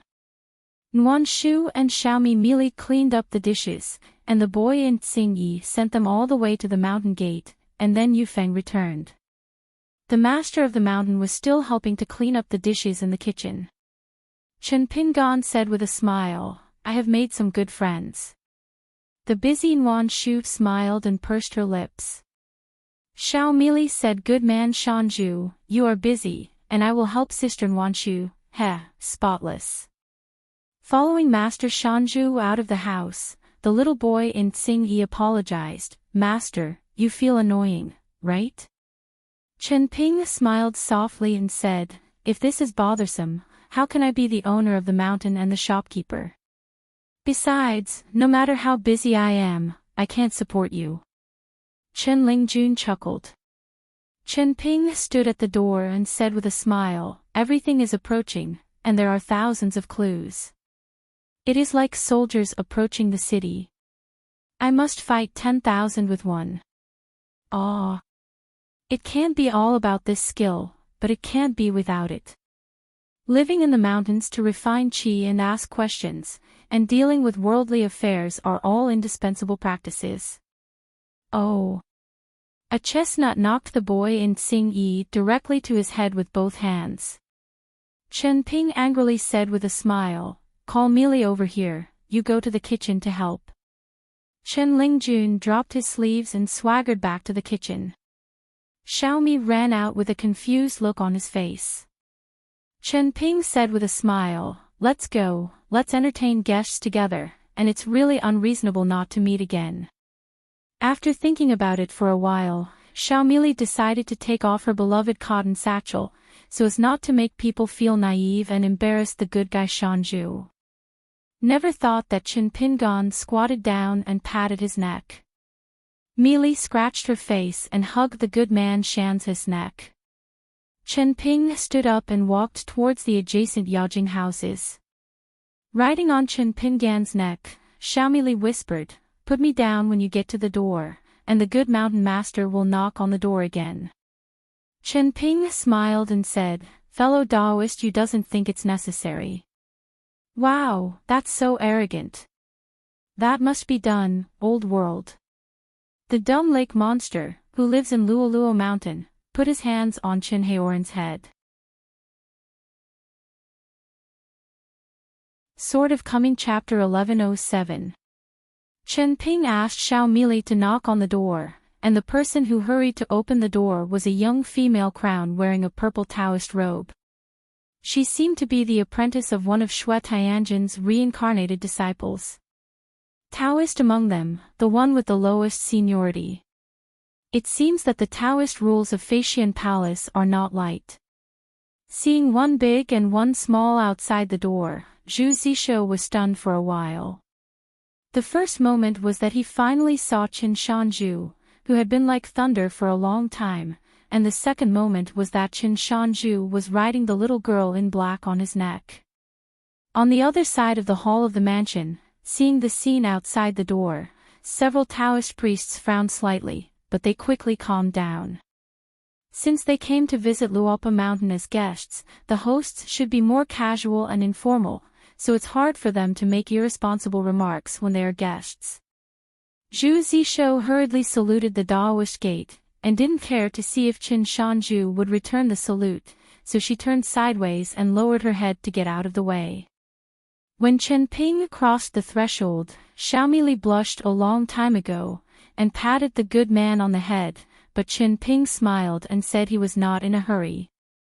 Intentionally or not, Chen Pingan slowed down his pace a little, seeing that Zhu Zishou did not show signs of following. Chen Pingan continued to move forward, walked a dozen steps, and the young female crown behind him moved. When he reached the door of the main room, Chen Pingan put down the millet grains. Zhu Zishou hesitated for a moment, and waited outside, never thinking that the man in the blue shirt turned his head and stretched out his palm, signaling that the fellow Taoist would go first. Then Zhu Zishou blushed and panicked. Quick stepping over the threshold, he returned to the seat closest to the door and stood there. Chen Pingan clasped his fists and said with a smile, Chen Pingan and Luopashan, I have met all of you who are Taoist Gaotian. When Zhu Zishou opened the door earlier, he had already stood up from the chair. About half of the Taoist priests waited until Chen Pingan crossed the threshold and passed Zhu Zishou, and Taoist priests got up one after another until Chen Pingan came to the door of the main room. There was only one young Taoist priest still sitting still. When Chen Ping signed up for his own name, this person slowly got up, still a beat slower than everyone else, and returned a scribbled curtsy. The main room is wide enough to accommodate more than a dozen chairs. 2 chairs are still vacant, which are naturally prepared for the real owner of the mountain. Chen Ping smiled and said, "You're welcome, let's sit down and chat." Lifting the green shirt and long coat, and slightly exposing the cloth shoes on his feet, Chen Pingon sat down slowly, sitting opposite Xue Jisue, and Xiaomi Li sat opposite the young Taoist priest. Chen Pingon stretched out his hand and patted Xiaomi Li's shoulder beside him, and introduced with a smile, "She is the guardian of our Lupo mountain, Xiaomi Li, who has no Dao name for now. So next time I go to the Zhongte Confucian temple, I will invite Jing Xingxiping help her choose a good one, the track number of the point." Xiaomi Li grabbed the cotton satchel with one hand, and gently scratched her face with the other, feeling embarrassed, really embarrassed. She was so embarrassed that the table was so big. Xue Jisue nodded to the priest who guarded the mountain, and said some kind words. "Pin Dao hereby wishes Zhou priest a good Taoist name." Xue Tianjun then introduced the Taoist priests on his side. Many Taoist priests suddenly realized that it was no wonder that Mi Yu and Jiang Shangjin loved the little girl so much. It turned out that she was a hidden mountain priest. The bigger the sect's great immortal mansion, the more detached and prominent the guardian of the mountain is. Like in the Heavenly Master's mansion on Longhu Mountain, isn't there a Daoist named Lianjin Ten-Tailed Skyfox? As the authentic Taofu mountain of the ancestral court, a total of 4 Taoist priests came this time. A cultivating genius of Hebei Peak, a young Taoist Xiangtong, her master Yang Xianbao, she has a very special identity. She was once Yu Xian's pioneer disciple, and she was reincarnated by soldiers. As a direct disciple, Yang Xianbao has always been the master of Hebei Peak in his 2 lifetimes. However, Yang Xianbao, who has a withdrawn personality, has devoted himself to cultivating Taoism for 2,000 years, and only accepted a personal teacher like Xiangtong, so as a young man, he followed his master many times and went to Yunmeng Cave to practice Taoism. Yang Xianbao even invited his master to visit Hebei Peak many times, and personally taught Xiangtong the Taoism.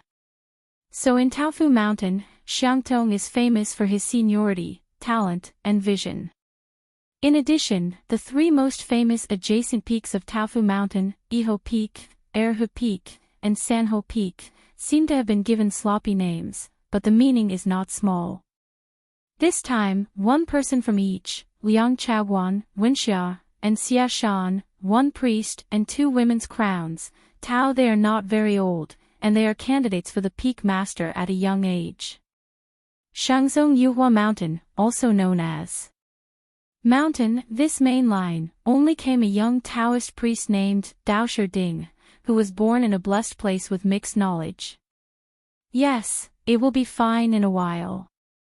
In Xiazong Feixian Palace, Xue Jisue, the lord of the palace, whose Taoist name is Dui, is one of the 6 descendants of Yu Xian. So this trip, his seniority, realm, and status are all the highest, and he is in charge of protecting the way. Xue Jisue brought 2 of them, and then passed on disciple Lebiu, Zhu Zishou, a disciple of one of Lebiu's junior sisters. The Taoist priest Wang Tingji of the Douran faction led the sect master, Mei Zhen, 2 direct disciples, Tian Gong and Bai Feng. Only 1 Taoist priest came to the Jingwei temple, Li Muzhou. He is a disciple of the Taoist, and he is a brother with Zhao Wenmin, the previous master of the temple. When Xue Jisue introduced them one by one, some of them got up, some nodded, some smiled, and some simply closed their eyes and meditated. In fact, there are 2 young Taoist priests, but they are not on the mountain at the moment. Kong Yu and Wang Guo went to the town together early in the morning. Xue Jisue used a talisman to inform them that Master Chen Shan had come to the door in person, but the 2 Taoist priests ignored it at all. Xue Jisue didn't force them to rush back to Jiling Peak. Kong Yu and Wang Guo came from Yuhua Mountain and the vassal sect of Dou Ran sect. And there are about 20 such vassal palaces and immortal sects, hidden dragons and crouching tigers, and a lot of land gods. It can be seen from this that Fu Yuxuan's lineage is such a colossal creature, and how luxuriant it is. In fact, Chen Pingan had already looked through the booklet written by a notation editor, but he still patiently listened to Xue Tianjin's introduction. After Xue Jisue finished his introduction, he smiled and looked at Chen Shanju, who was opposite him. This is the general way of dealing with sects and genealogy monks on Mount Hauran. Chen Ping immediately caught up with the words, smiled and said, "Your school is a major Taoist sect that has been heard by several people in the world, and our Luopa Mountain is just a small sect that has just started to improve. Senior Yu asked you to come here for a tour this time. Pai Xinghui, as a junior, I am sincere and fearful. I am afraid that I will treat you with high morals, and I am also afraid that it will be unattractive if I use too much force in etiquette. If I did not go out of the closed door, I should go to Nujiadu to pick you up in person. Up the mountain, again set up a table of banquets to clean up the dust for you." Xue Jisue laughed and said, "Where can we be worthy of Qin Shan's mobilization of teachers and people? I am a Taoist, living in the mountains and concentrating on cultivation. Happy.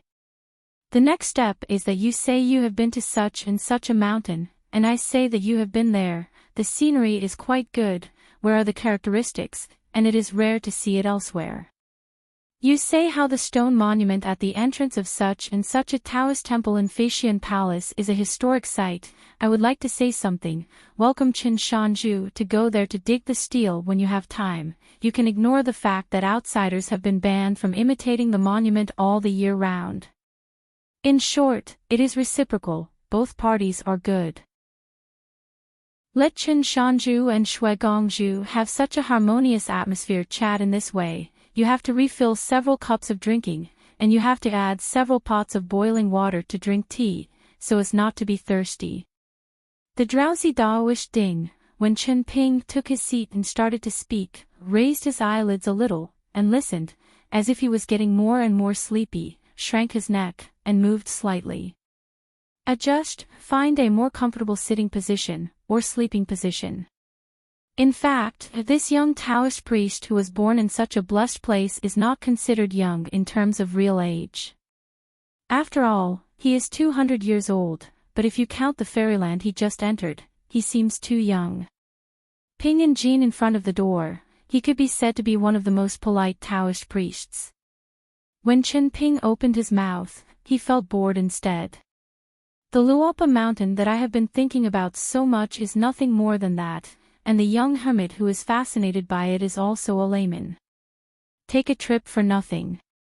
That Xiangtong sat reclined on the chair, resting his chin with one hand, and yawned. At least he didn't make a sound. Bai Feng was so bored, he raised his feet and bumped them lightly.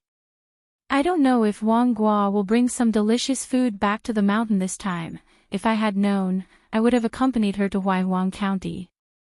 Wang Tingji, Liang Chaoguan, Xia Shan, they are all okay. After all, we have seen many similar scenes. Maybe in another scene, maybe Wang Tingji, the patriarch of the Duran School of Law, and Liang Chaoguan, a waiter of Taofu Mountain, were the first to say hello. Wen Xia, who came from the lineage of Erhu Peak, was in high spirits. Ever since Qin Shanju appeared, her eyes had never left the man in blue. Taofu Mountain, together with the other 4 sects, plus those vassal sects, Taoist priests, descendants of various families, handymen, and a group of resident Taoist priests in vassal palaces and temples, there are as many as 50,000 to 60,000 people.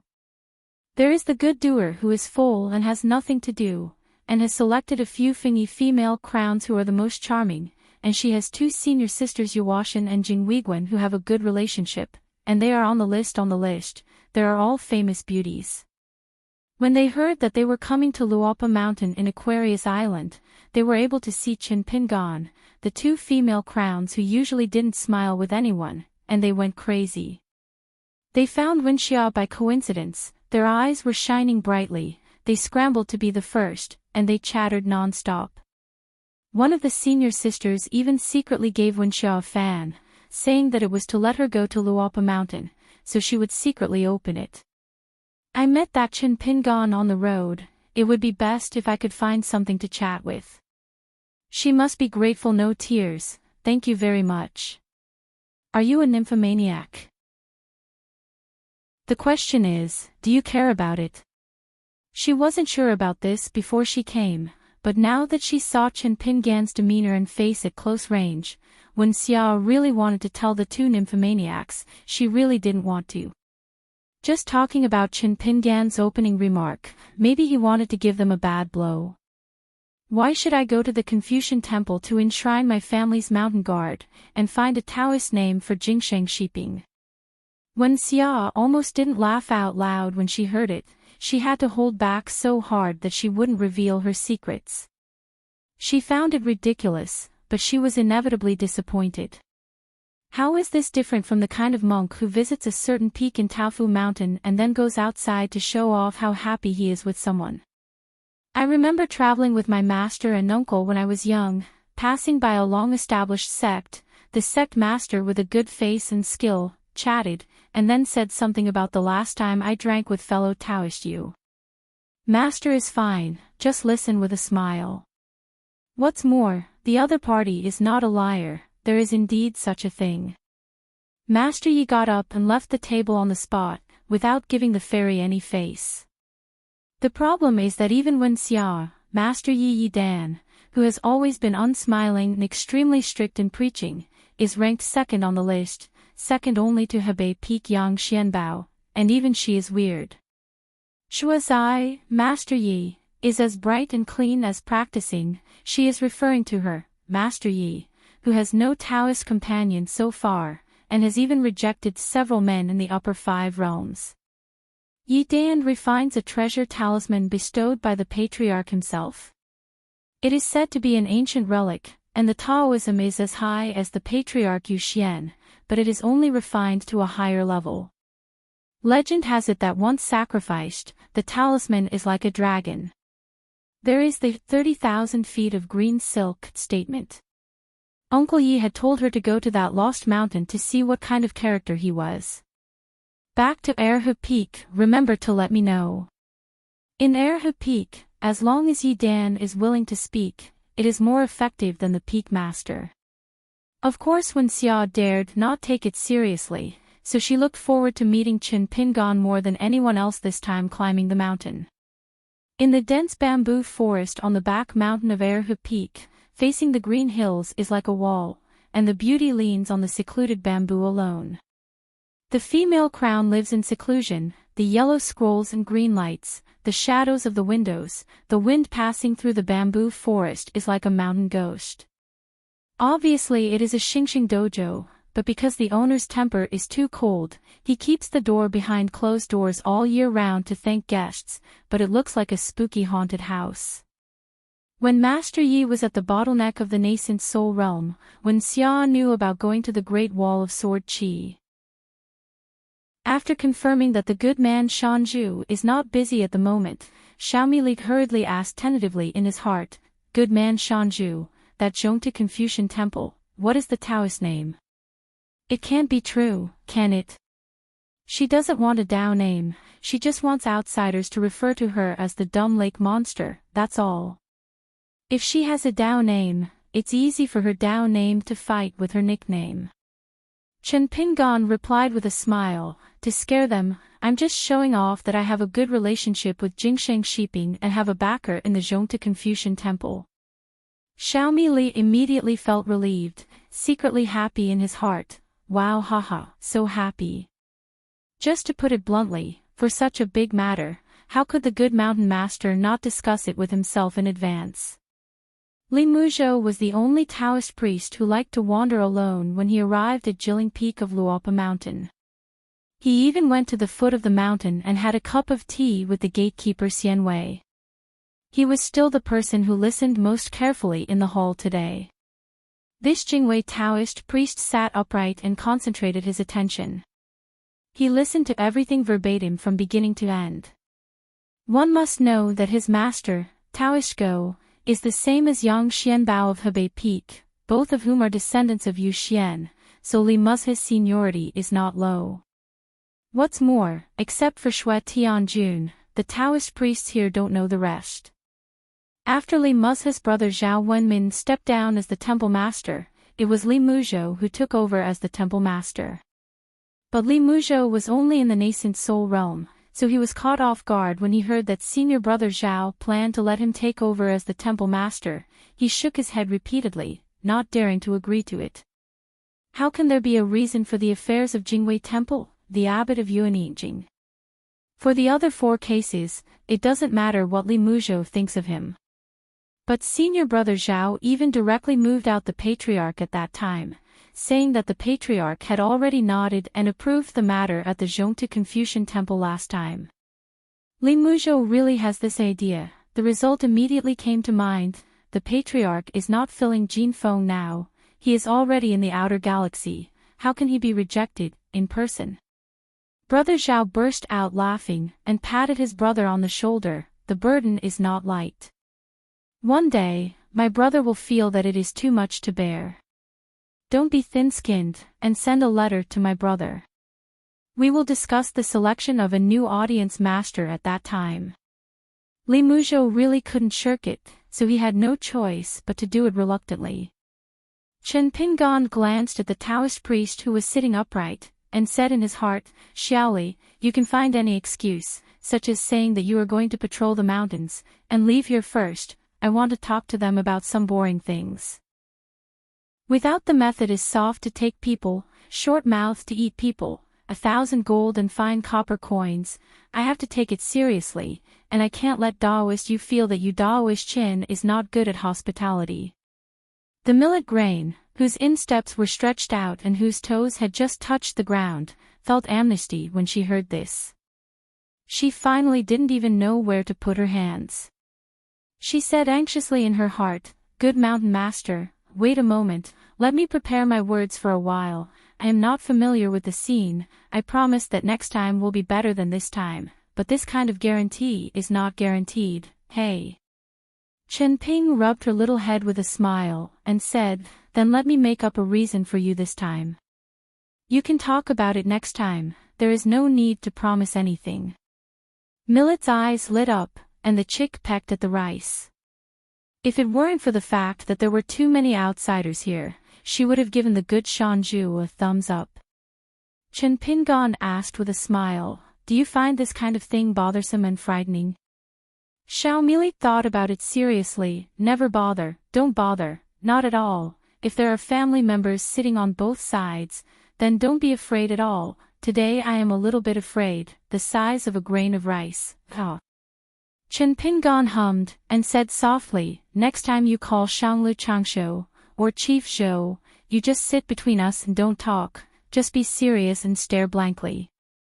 Xiaomi Li grinned secretly, and said happily, This time is not over yet, so I'm thinking of next time to come sooner.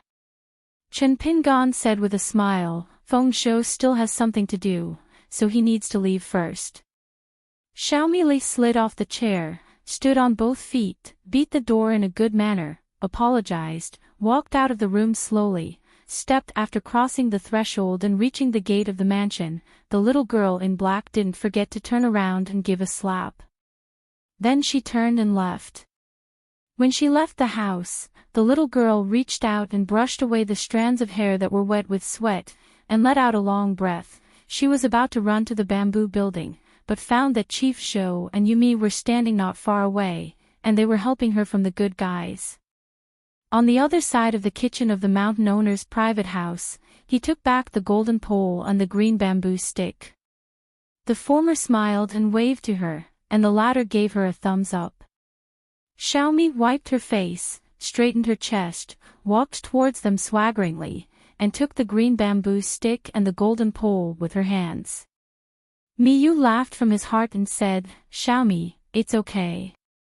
I can entertain guests with Mr. Yingguan. Are you not nervous about such a big scene? Xiaomi Li said softly, Nervous? Why not nervous? I was so nervous that my teeth were about to fight. I pretended to be calm, and I didn't remember many things clearly. Miyu smiled knowingly. Don't look at Xiaomi Li's head sweating. In fact, every time I met a certain Taoist priest when I was patrolling the mountain, all the decorative details other than a Taoist robe, how to stand, the order in which they walked on the road, she remembers clearly the distance between each other and so on. Otherwise, how did you think that the nickname of the number 1 ear returning of Luoluo Mountain came from? The old cook once asked Li why he had such a good habit of careful observation. Xiaomi Li gave the answer without hesitation. They didn't know themselves in Dumb Lake before, so I had to remember them. Jiang Shangzhen smiled and said, I remember the first time I was qualified to participate in the meeting of the Yuguazhang Ancestral Hall. As soon as I sat down, I was so nervous that I wanted to get up and go to the toilet. I felt uncomfortable.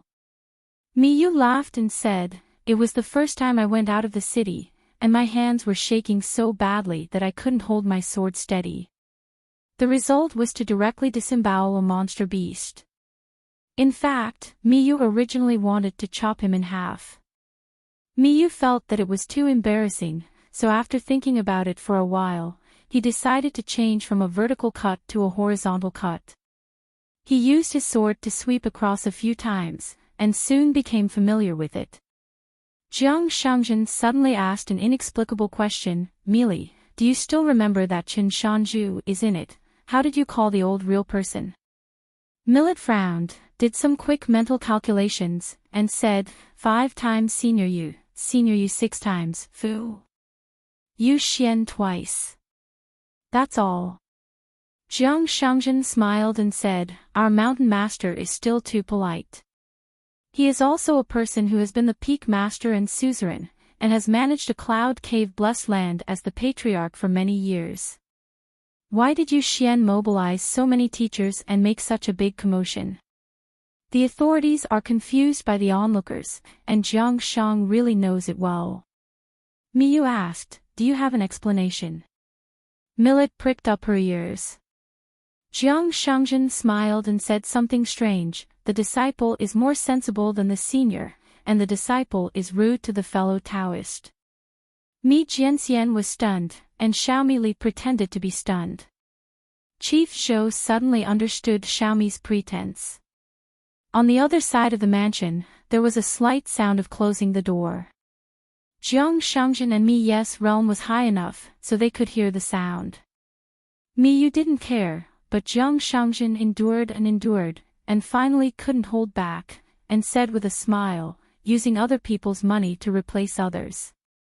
It's not enough to eliminate disasters, those geniuses who have a deep relationship with immortals, they all have a good life. It's just that the mountain master closed his door today, preaching Taoist priests, and Taoist priests watching the Tao. It probably won't be too long in the future. Those who are resentful and aggrieved today will secretly rejoice in the future. Generally speaking, can it be regarded as a beautiful story on the mountain? The owner of the mountain is still righteous, he always buys and sells fairness, children and old people do not deceive. If nothing else happened, old master, you would think that if he gave 1,000 coins of gold and fine copper, he would not lose money, but still earn money. Otherwise, with the cautious character and behavior of the owner of the mountain, how difficult is it to treat guests without leaking water after collecting money? It seems that he is too lazy to make a hammer and a stick, so he just made a one-shot deal. It can be seen from this that the mountain master is indeed very busy now, and the matter of retreat is absolutely true. This made Chief Zhou feel extremely guilty, he couldn't help the mountain lord. Xiaomi Li suddenly realized, no wonder the good mountain owner told me that I don't need to close the door when I get to the gate. Miyu asked puzzledly, Chairman Zhou, what do you mean? Jiang Shangzhen smiled and explained, for the specific process, you can ask Mr. Yin later. Anyway, it is Ping who can say you are polite, I am kind, and we will say goodbye when we meet. What a relationship, just because the mountain master took the money, conscience feeling bad, I have to work harder, have to bite the bullet, hold back my temper, and say a few crazy words to those outsiders.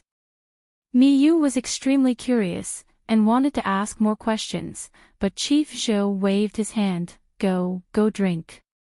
On the other side of the hall of the mansion, Chen Pingon pulled up his green shirt and long gown, raised his legs, leaned back on the chair comfortably, twisted his wrists, and produced more dry tobacco sticks, and began to swallow clouds and smoke on his own. This series of strange movements made Xue Tianjun confused, not to mention the other Taoist priests who were looking at each other, so that Taoist Ding opened his eyes and looked at the man in the blue shirt. Chen Ping narrowed his eyes, and said with a smile, "When the door is closed, we are a family. I will help fellow Taoist you, and I will speak a few words of my own words with you who are learning Taoism." At the gate of the mountain, taking advantage of Master Sen's turn to teach boxing, Xing Dafeng ran to the foot of Jilin Peak in a hurry. "I'm really worried that those girls' movies will be like House Han Chaoyang, and they will mistakenly pay their infatuation on Brother Dafeng. Otherwise, why did he deliberately take off his cloth shoes and pick his feet to smoke people? If you don't humiliate yourself like this, God knows how much love debt you will owe." What he likes, after all, are women like Jing Qingjia in Jinsui City and Xiao Nyang, a woman in a green skirt. At the foot of the mountain, Chen Lingjun was sitting at the table, licking melon seeds with his legs crossed. He had to say a few words of thanks to the Taoist priest, but he didn't say much. Xing Dafeng picked up the kettle on the table, poured himself a bowl of water, and joked, "Qingjian Shuifu is very good, guests bring their own food and drinks," then glared at Brother Dafeng, who made a mess of metaphors. "How could you tease my friend like that?" But the little boy in Tsing-yi quickly laughed to himself. Hey, stomachache. Senior Bai Jing was finally willing to go back to Jumping Fish Mountain to help preach the word, which made the old deaf boy who was finally able to return to the sword-worshipping platform feel peaceful for a while. The old deaf boy is here at Luopa Mountain. He not only has to teach swordsmanship to his disciple Yu Yu at the sword-worshipping platform, but also gets yelled at by Bai Xian every day, and also answers Yuan Huajing's difficult questions from time to time. To a bunch of little the cub was Shilotzi's preacher. Everyone looked respectful and did not dare to breathe. Looking at the old deaf boy was like offering incense to a statue in a temple. This made the old deaf boy not only feel uncomfortable, but extremely awkward and uncomfortable. After all, it is not as numerous as the Great Wall of Sword Chi. I think back then, every time I went out to participate in the discussion at the top of the city, it was still very popular with the children. The atmosphere was hot and spit was flying everywhere. It's only been a few days since I came to Luopa Mountain, and I've been ordered like this. Mr. Ingguan really doesn't regard himself as an outsider. Thanks to Bai Xian, Yuan Huajing already knew the identity of this Gan Tang enshrined, the old deaf son who was qualified to participate in the city's head discussion, and the only old sword fairy who was born in the monster clan but was able to rank among the top 10 sword fairies. So Yuan Jianxian asked the question is even more unambiguous, and the matter of retreat that was originally scheduled has been delayed again and again, so there is no rush. A row of small bamboo chairs and benches under the eaves. Yao Xiaoyan curiously asked the old deaf son, as a monk in the wild, he appeared on the stage alone with a sword, and threatened to single out with the boss sword fairy. What was the result? Did he fight the boss sword fairy? There is no need for the old deaf boy to gossip. Bai Xian has already helped answer. Stupid girl asks some stupid questions. The old deaf boy is not good at cultivating Taoism. He is a waste, with his little sword skills. He can't even reach the boss sword when he jumps up Sin's knees. Grips what? What to pick, what sword to ask, what to do. Boss sword immortal just needs to stand still, tilt up the toe of the shoe and press it down, and the old deaf boy will be crushed to death. Hua, the old deaf son can be confessed. But now that the old deaf son is alive and kicking to Master Chao's Luopa Mountain, it means that the old sword fairy was merciful. The old deaf child laughed and said nothing. Naylan Yujin also had a problem and couldn't figure it out. According to this statement, the old deaf boy can't ask to stay at the Sword Chi Great Wall just because he didn't fight, right? The old deaf child narrowed his eyes with a smile, unwilling to tell the truth. Whether it is said that he cherishes himself with a broom, or enjoys himself, even with his disciples, he didn't say this. This jug of wine is so good that I can't bear to drink it. At the door of a thatched hut, there stood Yuan Huajing, who was surrounded by Bai Xian, Yuan Jianxian and Yuan Jucai. No matter how nosy Yuan Huajing was, no matter how withdrawn and proud his personality was, every time he came across this kind of chat between the old and the young, he couldn't help but listen in. It's just that Yuan Huajing couldn't understand why an old sword cultivator at the Ascension Realm was not angry at all after being dismissed by a few children like this. Is it because the old man has a high realm and a broad mind? The one named Bai Xian has really good aptitude, and he is already a sword cultivator at the sea-observing level, but his mouth is really poisonous. Senior Gan Tang with the Dao name of Longxing, a ascendant, and a sword cultivator. Putting it in any world, don't you just compliment it wherever you go? A voice sounded from the heart lake of the old deaf child. General worship, go to Jumping Fish Mountain, and replace me to preach to those children for a while, and the second worship will watch the excitement at Jilling Peak. The old deaf boy looked miserable, and quickly stood up from a bamboo chair, but his voice was cheerful. Okay, Senior Bai Jing, I'll go right away, don't worry, nothing will happen. When the old deaf boy reached Jumping Fish Mountain, Yuan Huajing hesitated for a moment, then sat down under the eaves over there. Bai Xian habitually carried a purple clay teapot, which was shaped like a girder lifting pot, with goji berry tea brewed in it. Bai Xian raised his head and took a sip of tea, hiccuped, and said old-fashionedly, Yuan Jianxian, do you have something to ask? It's okay, you and I have a good relationship, Bai will answer every question. Before Pei Qian came to worship the sword platform, Bai Xian was stunned for a moment. He was indeed the leader among the 9 children from the same country. He was quite quick-witted, so he said that he would not practice boxing anymore. Pei Qian looked surprised and regretful, patted his head, and asked him with a smile, don't you think it's a pity to give up halfway with such a good training qualification? Bai Xian shrunk his neck, saying that he had to concentrate on sword practice recently, otherwise he would be stretched too far by Chai Wu, and he would pick up his boxing skills again after a while. Thinking of this embarrassing incident, Bai Xian felt short of breath. However, I heard from Chen Lingjun that now there is a man named Wen who has lost to Pei Qian in Wenquan, and his martial arts level is not bad. Coming here means that the more you get frustrated, the more courageous you become. This is not going to come directly to ask for punches. As soon as Bai Xian heard it, he became excited. He is a resounding hero, his boxing skills are not high and his courage is strong.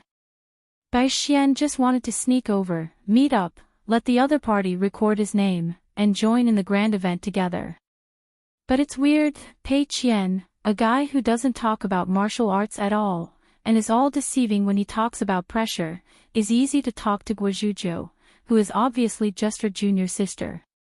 Yuan Huajing asked with a smile, Bai Xian, I have a question that I have been unable to figure out. Since Senior Gan Tang is in the Ascension Realm, why is he not relatively famous and ranked high in the Sword Qi Great Wall? Among the top 10 sword immortals at the top of the Great Wall of Sword Qi, Lao Defer was indeed at the bottom, and his ranking seemed to be his neighbor with Nailan Shaowei and Lu Ji. Bai Xian shook his head, Yuan Jianxian, I usually think you have a bright mind, but you pretended to be so. It doesn't make sense to ask this question well. The old deaf child is just an outsider. If you ask too much of him, wouldn't it appear that we have sword spirit? The Great Wall is useless. Our Sword Qi Great Wall is not bad for old deaf children who release water from both borders. Nailan Yuji nodded, there is nothing wrong with this account. Yao Xiaoyan asked in a low voice, Bai Xian, are you at the bottleneck of the sea observation realm now? Bai Xian said unhappily, Yan, this is because you are young and ignorant. I am only a sea observing state, not a jade-like state, so it is worth making a fuss about. You don't use swear words when you swear. Who did you learn from? Guozhujiu, who had slept late, stood at the door of a hut, and she glanced at Bai Xian, who was pretending to be a master over there. Bai Xian immediately changed his words and said, Xiaoyan, now that you have recognized a good master, you must practice your sword well. Don't slack off or be impatient. Just be steady and steady. Master Chao has high expectations for you. You will definitely be better than me in the future. It's not because he's afraid of her Guozhujiu, but because he respects her. Yuan Huajing smiled and said, Yao Xiaoyan must have good aptitude, otherwise she wouldn't have 3 flying swords at the same time, but why do you think she must be more accomplished than you? He actually thinks that Baixuan's future state of swordsmanship is worth looking forward to in Luopashan. Bai Xian told Yuan Huajing in a very understated tone, my flying sword rank is too low, and I will definitely not live to be 20 years old in the Great Wall of Sword Qi. When you come here, you can think about tomorrow, and forget about the day after tomorrow. No need to think too far matter. If I didn't come here with Lord Yingguan, but went to Feishing City, and I always have to go out to practice and take risks, then I don't even think about tomorrow, today is today. Guozhujiu hesitated for a moment, and said in his heart, my master, I really want to bring you by my side and teach you swordsmanship in person. But at that time you didn't want to learn from someone, and the master regretted coming, but he looked at you even more highly. The master said that if you can't get to Yupu in the future, you have to blame him for not caring, and it has nothing to do with you. So when you are in a certain state in the future, who will be arranged for you to protect the way secretly on Luobashan, the master has already known it well, so you don't have to be discouraged. The day after tomorrow will be the day after tomorrow, this year and next year will be 100,000 years, the sword of Luoba Mountain will be White Xian, you can think about it, you must think about it. Master didn't let me talk about these things, I just saw that you were not in the right mood, it's not like a pure sword repair at all, let me remind you a few words. Bai Xian jumped up and asked, did you really lie to me? Guozhujiu asked back, is it fun to lie to a fool? Bai Xian choked for a moment but endured it. After all, Guozhujiu has been in the Summer Palace, and she is a serious swordsman, she is not stupid. Guozhujiu said, go back to the house to practice swords, and break through the realm as soon as possible. The sea-viewing realm at your age is not too much in our side, but it is not too little. Anyway, it is not unusual. One day later, before retreating, you are the bottleneck of sea-viewing, think carefully about why Chief Zhou took you out of Mishue Peak and traveled across the sea together, and remember to recall carefully what magnificent sights you saw on the sea.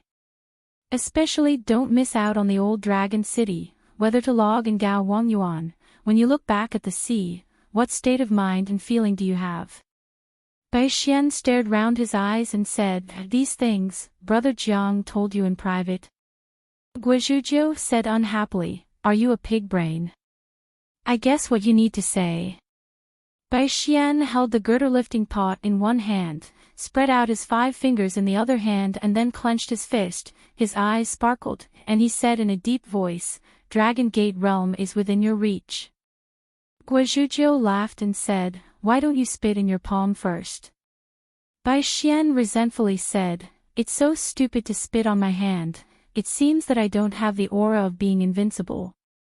Just now when he saw Yuan Huajing's gaze, Guozhujiu didn't say anything. He thought to himself that he was also a sword cultivator who would not be able to enter the Summer Palace even after reaching the Great Wall of Sword Qi. When that Lord Chen Shan spoke out loudly and called out the title, You Taoist You, on the spot, all the Taoist priests in the room had different expressions. Chen Pingan seemed completely unaware of their strangeness, shifted his gaze slightly, and looked at Li Muzhou. I remember that there was a Daoist in Jingwei Temple, who was one of the few descendants of fellow Daoist Yu, who died on the battlefield of Nambiswazu. I turned over Confucian Temple archives. The master of the Jade Royal Realm seems to have tried his best to disappear, but he hasn't accumulated much military exploits. A Taoist slapped the handle of the chair vigorously, and glared at Chen Pingan. Xue Tianjun, however, looked at Chen Pingan, and at the same time, stretched out his hand and pressed a few times with the angry Taoist priest, indicating that we should be quiet for now. We don't have to follow the master to speak ill at each other. What is the other party's intention? Listen to a few more words, maybe you will understand the truth came out. Chen Pingan just looked at Li Muzhou. You are the direct disciple of that lame Taoist priest. What do you think deep down in your heart? On the contrary, Li Muzhou was the calmest among the dozen Taoist priests, at least on the surface. He heard the words and replied, fact. Chen Pingan asked with a smile, you're not angry at all? What's the matter? Jingwei seized the clay statue, and you are eating incense on it. Li Muzhou clenched his fists with both hands, put them on his knees, and said slowly, since Lord Chen Shan is explaining the facts, no matter how annoyed I am when I hear it, I can't refute it. Take a step back and say that even if I want to refute, I'm not in the realm. But it doesn't hinder me from now on. From the sky, I look at the line of latitude and longitude, and keep a respectful distance from Luopa Mountain and Qinshanzhu. Chen Ping suddenly said, that's just pretending to be okay on the face, but actually very angry, but the kung fu of cultivating the mind and character is not bad, so can you bear it? Or Li Muzhou still remembers a few words of the teacher's teachings other than preaching, teaching karma and resolving doubts, and how to deal with others is the world related to the foundation of one's life. So you don't want to be like a boy in the market, just like a firecracker, and when you get angry, you have to roll up your sleeves and fight with others. Li Muzhou stood up, lowered his head slowly, nodded his head, got up again, turned around and strode towards the gate. Nothing stands in the way. Chen Pingan didn't stop him, and Xue Tianjun didn't ask to stay. The lobby behind him was silent, and a needle could be heard. Li Muzhou, a Taoist priest of Jingwei, gently opened the door with a hand with bulging veins, and then closed the door, but saw a man in green shirt standing outside the door with a smile on his face and his hands wrapped around his sleeves.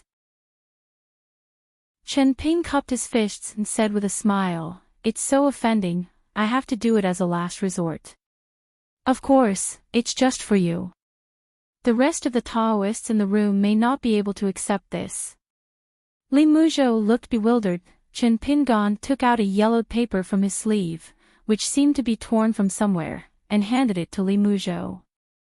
Li Muzhou hesitated for a moment, took the hand, and took a closer look. After a while, he carefully put it in his sleeve, raised his head, and asked, please tell me, Chen Yingguan, why didn't you give this to the master who was a guest here earlier? On one page, there is written the detailed file of Taoist Go of Shenzhou, Middle-earth, on the Great Wall of Sword Qi, recording the size of each battle achievement one by one. There isn't much content on the paper, and the handwriting is like a child's, but to Li Muzhou, this piece of paper is more than just as heavy as a mountain. Master never said anything about his time at the Great Wall of Sword Qi, and even Master's visit to the Great Wall of Sword Qi, and Taoist priest Jingwei, all came from hearsay. Li Muzhou and senior brother Zhao Wenmin only knew that the master had fallen there. Although he returned to Haoran Tianxia and cultivated for many years, he finally returned to the Jade realm, but the master's great achievements in this life stopped at the Jade. For this reason, Master Yu Xian wanted to let Master go to Yunmeng Cave several times, but Master just refused, saying that the number of places is limited and the opportunity it will be rare, and it must be given to those real fairy seedlings, to young people. Chen Pingan said indifferently, as an apprentice, I passed the Daoxian mountain and went to the Great Wall of Sword Qi, and as a master, Daoist Yu has never been there. So I think it is more appropriate for you, a Taoist priest who is an apprentice to the Dirt Taoist. Said let me just say something light and easy to talk while standing up. If I were fellow Daoist Yu, I would just beat him with a stick and put on a sack, and I would throw my disciple, Daoist Ru, into Yunmeng Cave first before talking about other things. I don't want to practice, and I don't want to waste the cave. Daoyunora. Then just wait up. Li Muzhou was in a complicated mood and had a weird look on his face. At this moment, the impression of the mountain lord who really spoke, from the bottom of his heart, and the last hermit official of the Great Wall of Sword Qi overlapped somewhat.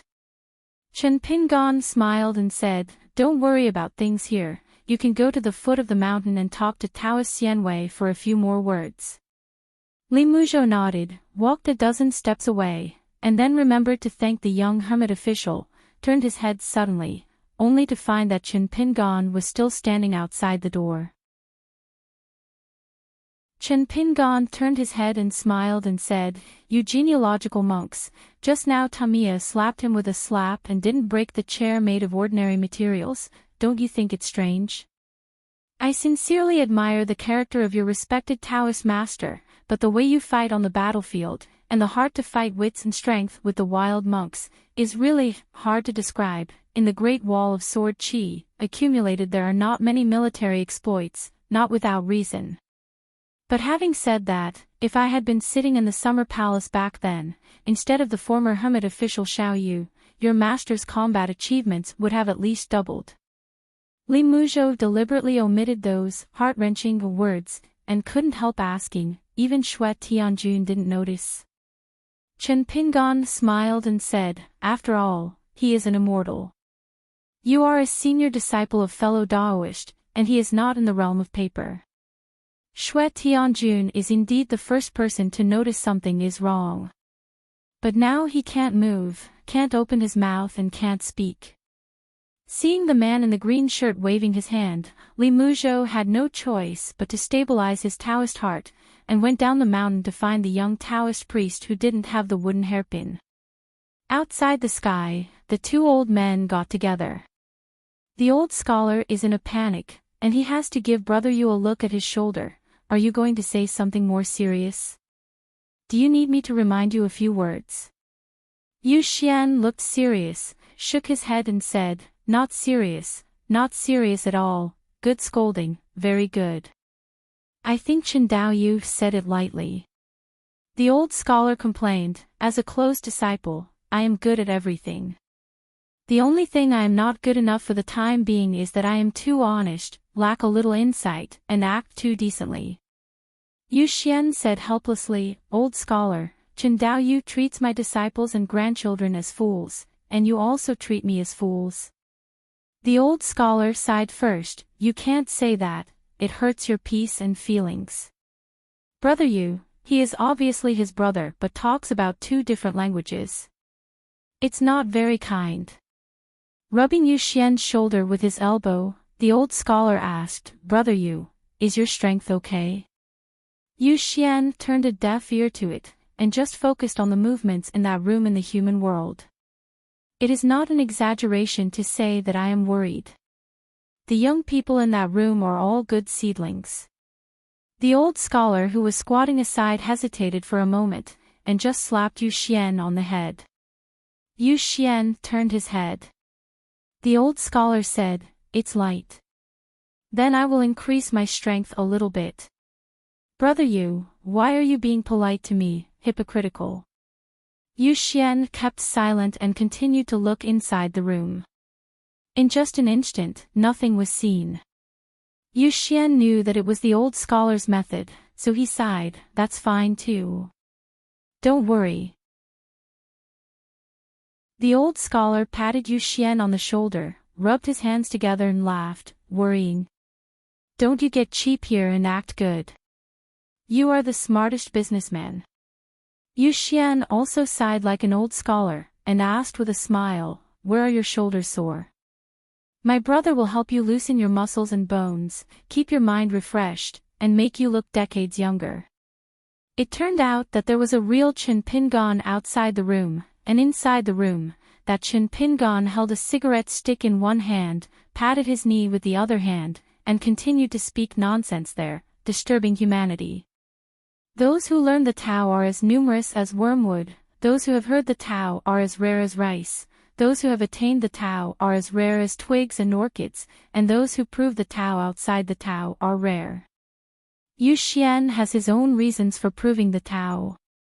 It's a pity that you are not Yu Xian. Taofu Mountain and 4 sects, after all, there is no second Yu Xian, so if you can't do it, you can't do it. Am I a layman?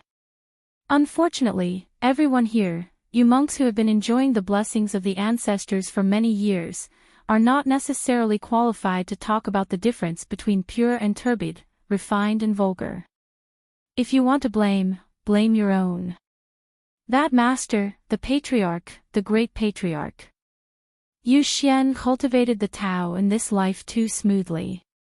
He didn't know the difficulty of the word money in his whole life. He didn't even know it. Then his eyes became even darker. Show off. When I, Chen Pingan, really put on a show, it was because you were too poor to see it. Outside that city, Hu and Tuashan patriarchs' direct disciples came to a fight of life and death based on their own abilities. Li Zhen was slaughtered first, and then one of them was in the battle, pointing his sword at the 14th throne. Who is in charge of the Summer Palace, in the Spring Banner House on the upside-down mountain? Do you know what it means to be silent? If I ask anyone to stand, he will not dare to sit down, and if he asks him to sit, he will not dare to get up and fart.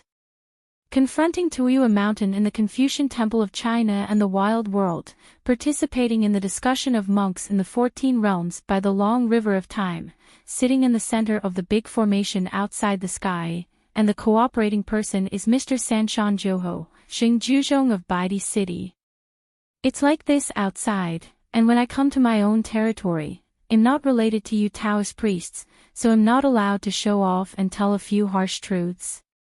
Yu Xian deliberately arranged this way, and Chen Pingan had already known it, and his heart was like a mirror. Sure enough, the hottest thing in the world is money that seems to be given away for nothing. If it is really just to send out those gold and fine copper coins, 1 Shui Tianjun from the immortal realm is enough. There is no need to put up such a big battle, a mighty dozen or so people. In the final analysis, it was Yu Laoren, who was not short of money, who came to borrow stones from other mountains to attack Jade. If you want to use money to buy Dao Axian, you can buy as much as you can.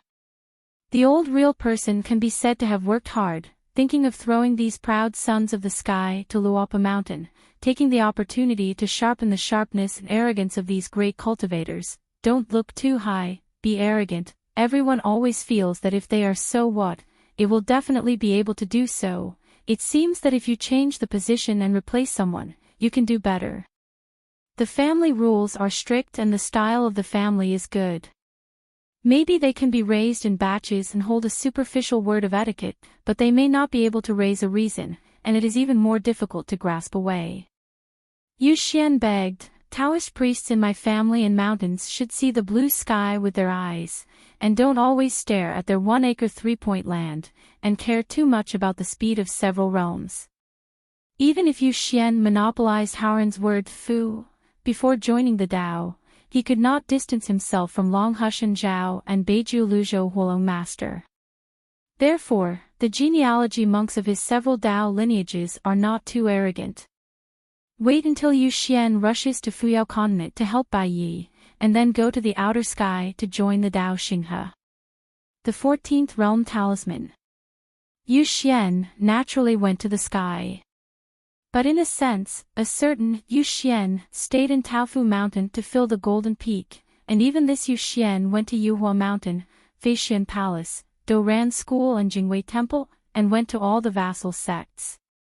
The burly Kong Yu, and the girly Wang Gua with the oval face, did not wear Taoist robes, and they all changed into Jianghu attire.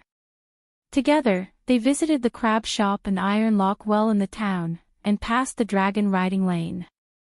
In the end, he hesitated whether to go to that mud bottle alley to see, you look at me and I look at you, waiting for the other party to propose first, but in the end they dare not open this mouth. One blames the other party with his eyes. Courage, what is the courage of a distant traveler? A face full of helplessness. I'm not curious about that young hermit official, it's because you think that since you can't see him on the mountain, you might as well come here to have a look. After thinking about it, Wang Guo suggested that they stand at the entrance of Nipping Lane for a while. Kong. I had no choice but to nod. I don't want to be a thief who climbed over the wall. Why should I feel guilty? But when the girl whose real surname was Situ came to the intersection on the other side of Mud Bottle Lane, she sneaked forward a few steps, and backed a few steps, enjoying herself. Kong. Leaning against the wall at the corner, he rubbed his forehead. Isn't it your elders, a sword fairy who went to the Great Wall of Sword Chi, and when he came back, he praised the young hermit even more. Even if your family is called a nest of beauties, it has nothing to do with you, Wang Guo. It's impossible for Situ Jiu to grow old in the same month, so help you draw a red line with that young hermit official. Besides, don't everyone say that Qin Pingan is famous for being a strict wife at the Great Wall of Sword Chi? Every time since after drinking some wine in a wine shop, they all sleep outside the door. The girl said to herself, a cultivator of Taoism should accumulate external skills and internally refine the spirit. It should be clear from the turbid, and it must be obscured to make it clear. Kong Yu, is this kind of empty Taoist general language interesting?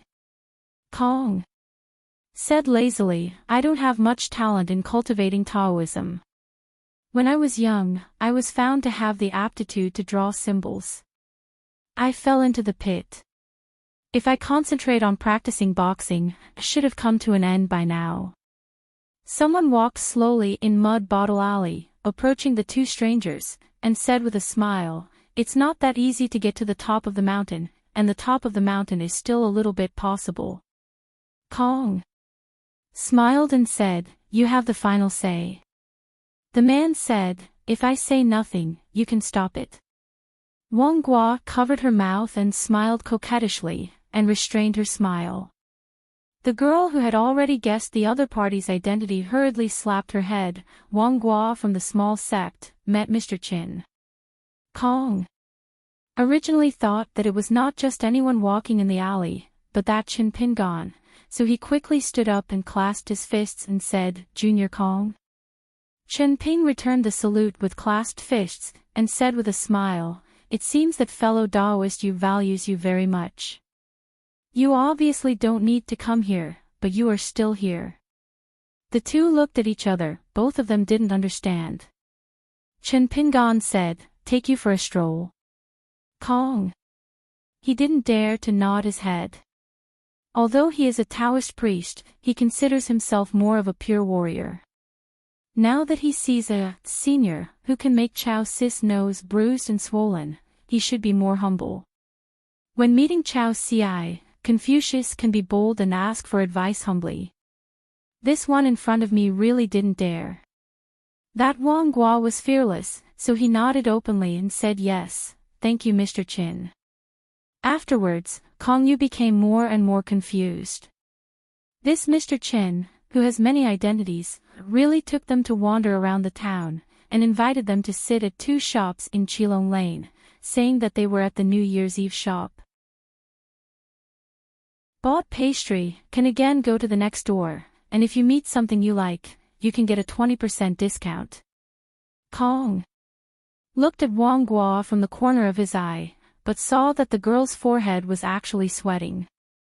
It was obvious that she was far less calm than she appeared on the surface. Kong was beating his heart. It wouldn't happen. Was it the brazen impersonation of Qin Pingan, who was going to rob money and sex?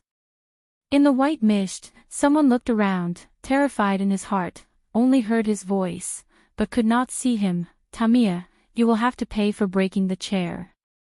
In the blue sky and sea of clouds, I don't know why I am here. He raised his head and saw a big golden hand falling like a mountain, hitting the top of his head, and the surrounding wind shook violently. Those who are destined to ride on the back of a crane should know that there is a strong wind in the sky. Bitter cold. Your child is called Tong Xiang, right, or Xiang Tong? It doesn't matter, anyway, you don't understand this truth. Different Taoist priests in the house face different scenes. The first, second, and third peaks of Taofu Mountain, the three young Taoist priests visiting Luopa Mountain, happened to be on the top of the next mountain, and saw Yu Xian, Shui Tianjun and Taoist Ding respectively. And that Wenxia, who just felt that they broke up with Qin Pingan that day, and soon took the Longshizong ferry back to Zhongtu Shenzhou. The familiar graceful figure, called Master Yi, when that Yi Dan turned her head. When Xiao lost her mind in an instant and retched. Zhou Mountain, known as the realm of Tai Ching, has a scenic spot, the Stopping Cup Pavilion. Just because the most proud person in the world once drank wine in the mountains. In the same mountain, Lubius saw more than a dozen big monsters of the old throne in the wild world, in different postures on the top of the mountain, but with the same eyes, looking at him like ants.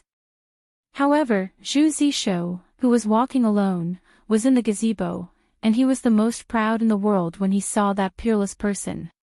He put down the wine glass in his hand, smiled and nodded to her, saying that she is a good material, just continue to climb. There was also the Taoist priest Ding, who stared blankly at the corpses all over the floor that were instantly beheaded by Qin Pingan, and the Taoist priest whose head was pierced by a flying sword, leaning limply on his chair. There was the Taoist priest whose head had been cut off, raised his hand to hold his head, but slumped down. There was the Taoist priest who was chopped off with a man in a chair. She just stared at Taoist Ding, as if resenting, hating why he didn't help him. Shui Tianjun, do you know who is the most conceited of you among my fellow Taoists? You guessed it right, it's you, Shui Jisue. This is just a wedge. The real fun is yet to come. The sable hat girl is sitting on the roof drinking. Our mountain master is really a busy person.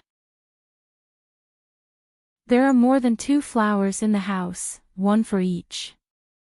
Like a torrential river, before it knew it, it had branched out into dozens of branches. Master Chen Shan used the talisman to match the talisman. Chen Zongshi used boxing to Taoism. Chen Yingguan used swordsmanship to counter Fu. Chen Daochang used the thunder method to the Tao method. For example, Mr. Chen, who lives in a village school, always speaks the truth with reason. Xiago felt that if Qin Pingan entered the Ascension realm one day, if he hadn't reached the 14th realm, he might not dare to win against him. And the real body of Qin Pingan just went for a walk to the bamboo building, sat on the edge of the cliff, with a little lotus figure sitting on top of his head, and watched the clouds come and go leisurely together. Sort of Coming Chapter 1108. People are walking in the mountains, the wind blows up the pines. If they hear the sound of swords and halberds, the birds outside the cliff fly to the birds, and the clouds rise from the clouds. The little girl in black patrolled the mountain all the way to the edge of the cliff, followed by Chief Zhou and Immortal Mi Dajian who were dragging oil bottles. After sitting down, Meili began to distribute melon seeds. Even without speaking, no one felt the atmosphere was awkward. Chen Pingan was eating melon seeds, and suddenly asked a strange question: will the former Jiang Shangjin become the chief of today's week? Will he have any great regrets? The Peak Master of Zhoui Peak of Yugue Zong, Jiang Thief of Beiju Luzhou, Chunchao Palace Zhou Fei of Ohua Blessed Land, the head of the Jiang family who used to kill in Yunku Blessed Land, Shu Jianhuzhen Realm Sect Rang Yeshio Lu Laoqing did not dare to have the slightest disagreement with Jiang Zongzhu, Jiang Shangjin who was thrown from the chair in the Xinzhuan Peak Patriarch Hall. If Jiang Shangjin wants to adapt and integrate into Luopa Mountain, it is tantamount to accommodating Luopa Mountain, which means that Jiang Shangjin is no longer the same Jiang Shangjin he used to be. The most troublesome thing is that there are many smart people on Luopa Mountain. If it's 2 people, it's tantamount to being inseparable, and the relationship is destined to not last long. Therefore, Jiang Shangjin, who practices and behaves according to one's inclinations and is never forced to make a choice, seems to have to choose between the 2. Jiang Shangjin smiled from ear to ear. I reunited with Cui Zongzhu in Tonggishao before, and he also asked me similar questions. As expected of Mr. Students, they all have similar thoughts. Chen Pingan asked, "What was your answer at that time?" Jiang Shangzhen smiled and said, "Forgot." Chen Pingan stopped asking and started to change the subject. "Aren't you in a hurry to go back to Tonggishao?" Jiang Shangzhen nodded and said, "I am the chief of the Shangzong." Xiaomili looked at Miyu, covered her mouth with her hand, and said in a low voice, Yumi, Chief Zhou wants you." Miyu wanted to pretend to be a fool at first, so he had no choice but to say, "Master Yin, since the old deaf son is here, can you let him be the chief priest of Qingping Sword Sect?" "I am willing to let him." Chen Ping said with a smile, "Don't, if you add another burden to the old deaf child, he may have to pack up and run away." "Miyu still didn't give up, shall I persuade you?" Chen Pingan said angrily, "Just treat yourself like a human being." Miyu had no choice but to give up. Jiang Shangzhen asked with a smile, "The Lord of the Mountain has decided on a farewell gift?" Chen Pingan nodded and said, "It happens that I have a small family background, and everyone has a talisman." Miyu coughed. Chen Pingan came back to his senses and made a mistake. Cui Dongshan once said something very Cui Dongshan, roughly meaning that his student is only good at destroying people's hearts, but Mr. Chen Pingan is good at repairing people's hearts. Chen Pingan didn't go into the details of how sincere this compliment was. But Chen Pingan remembered Cui Dongshan's words very firmly, as a very important reminder, even a beating. Therefore, Chen Pingan has been asking himself whether his words and deeds are worthy of his student's words. This is very Chen Pingan. Perhaps this is one of the reasons why Chen Pingan is Chen Pingan. Jiang Shangzhen asked, "I heard that the mountain master urgently needs gold, fine copper coins." Chen Ping smiled and said, "It's enough for the time being. Don't squander the word of mouth and reputation that old sect master Jiang has accumulated so hard. What's lacking now can't be bought with money, so it's more difficult." Jiang Shang really understood. It meant the sword sharpening stone made of the dragon slaying platform. This thing, for a sword cultivator, is really not too much. It's not a sword cultivator, but I'm willing to treasure it. It's a typical priceless item.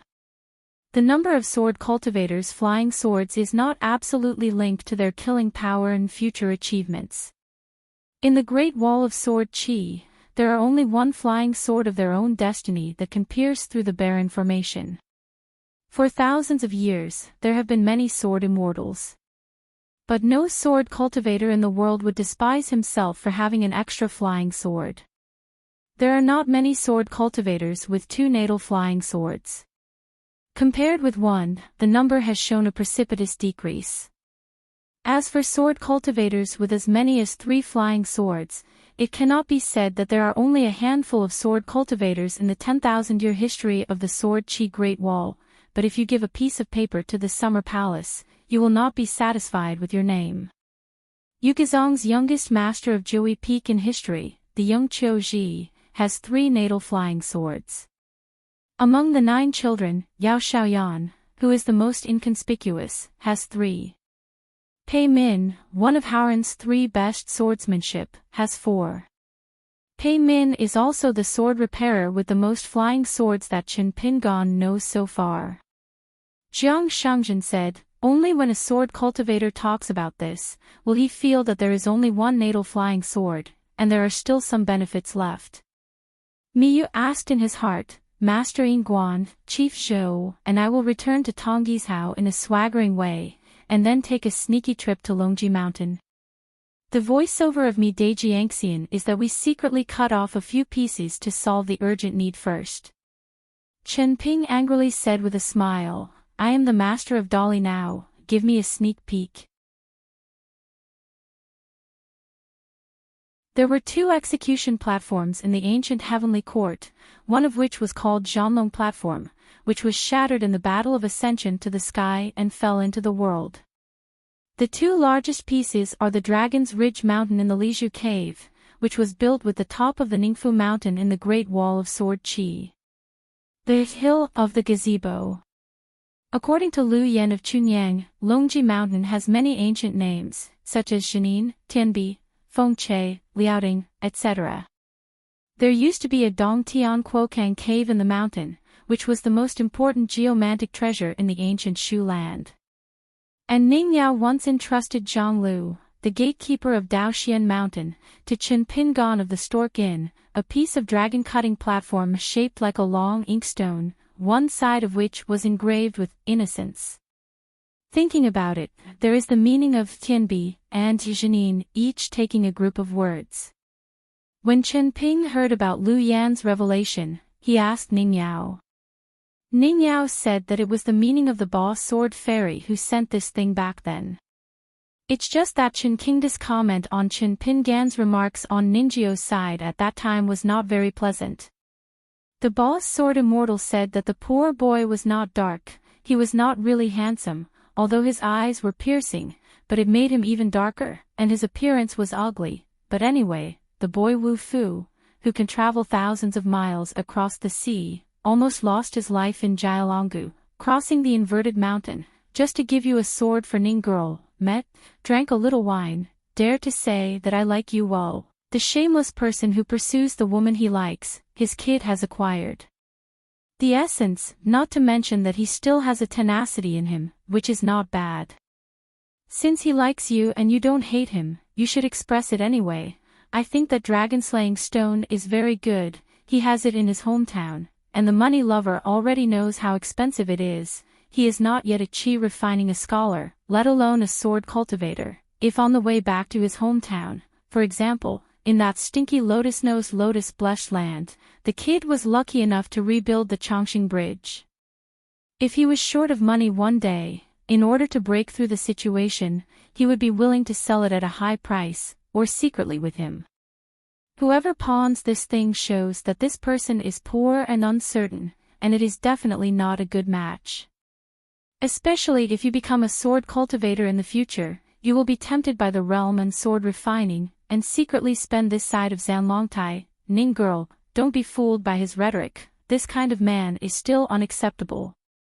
At that time Ningyao frowned, and only waited for Chen Qing to finish speaking before giving his thoughts and answers. I don't want to tempt him like this, and he doesn't need to be tempted like this. If the person who said these words was not the boss sword immortal, Ningyao would have put it in a more direct way. This is her insulting Chen Pingon, and it is also Ningyao who has humiliated herself.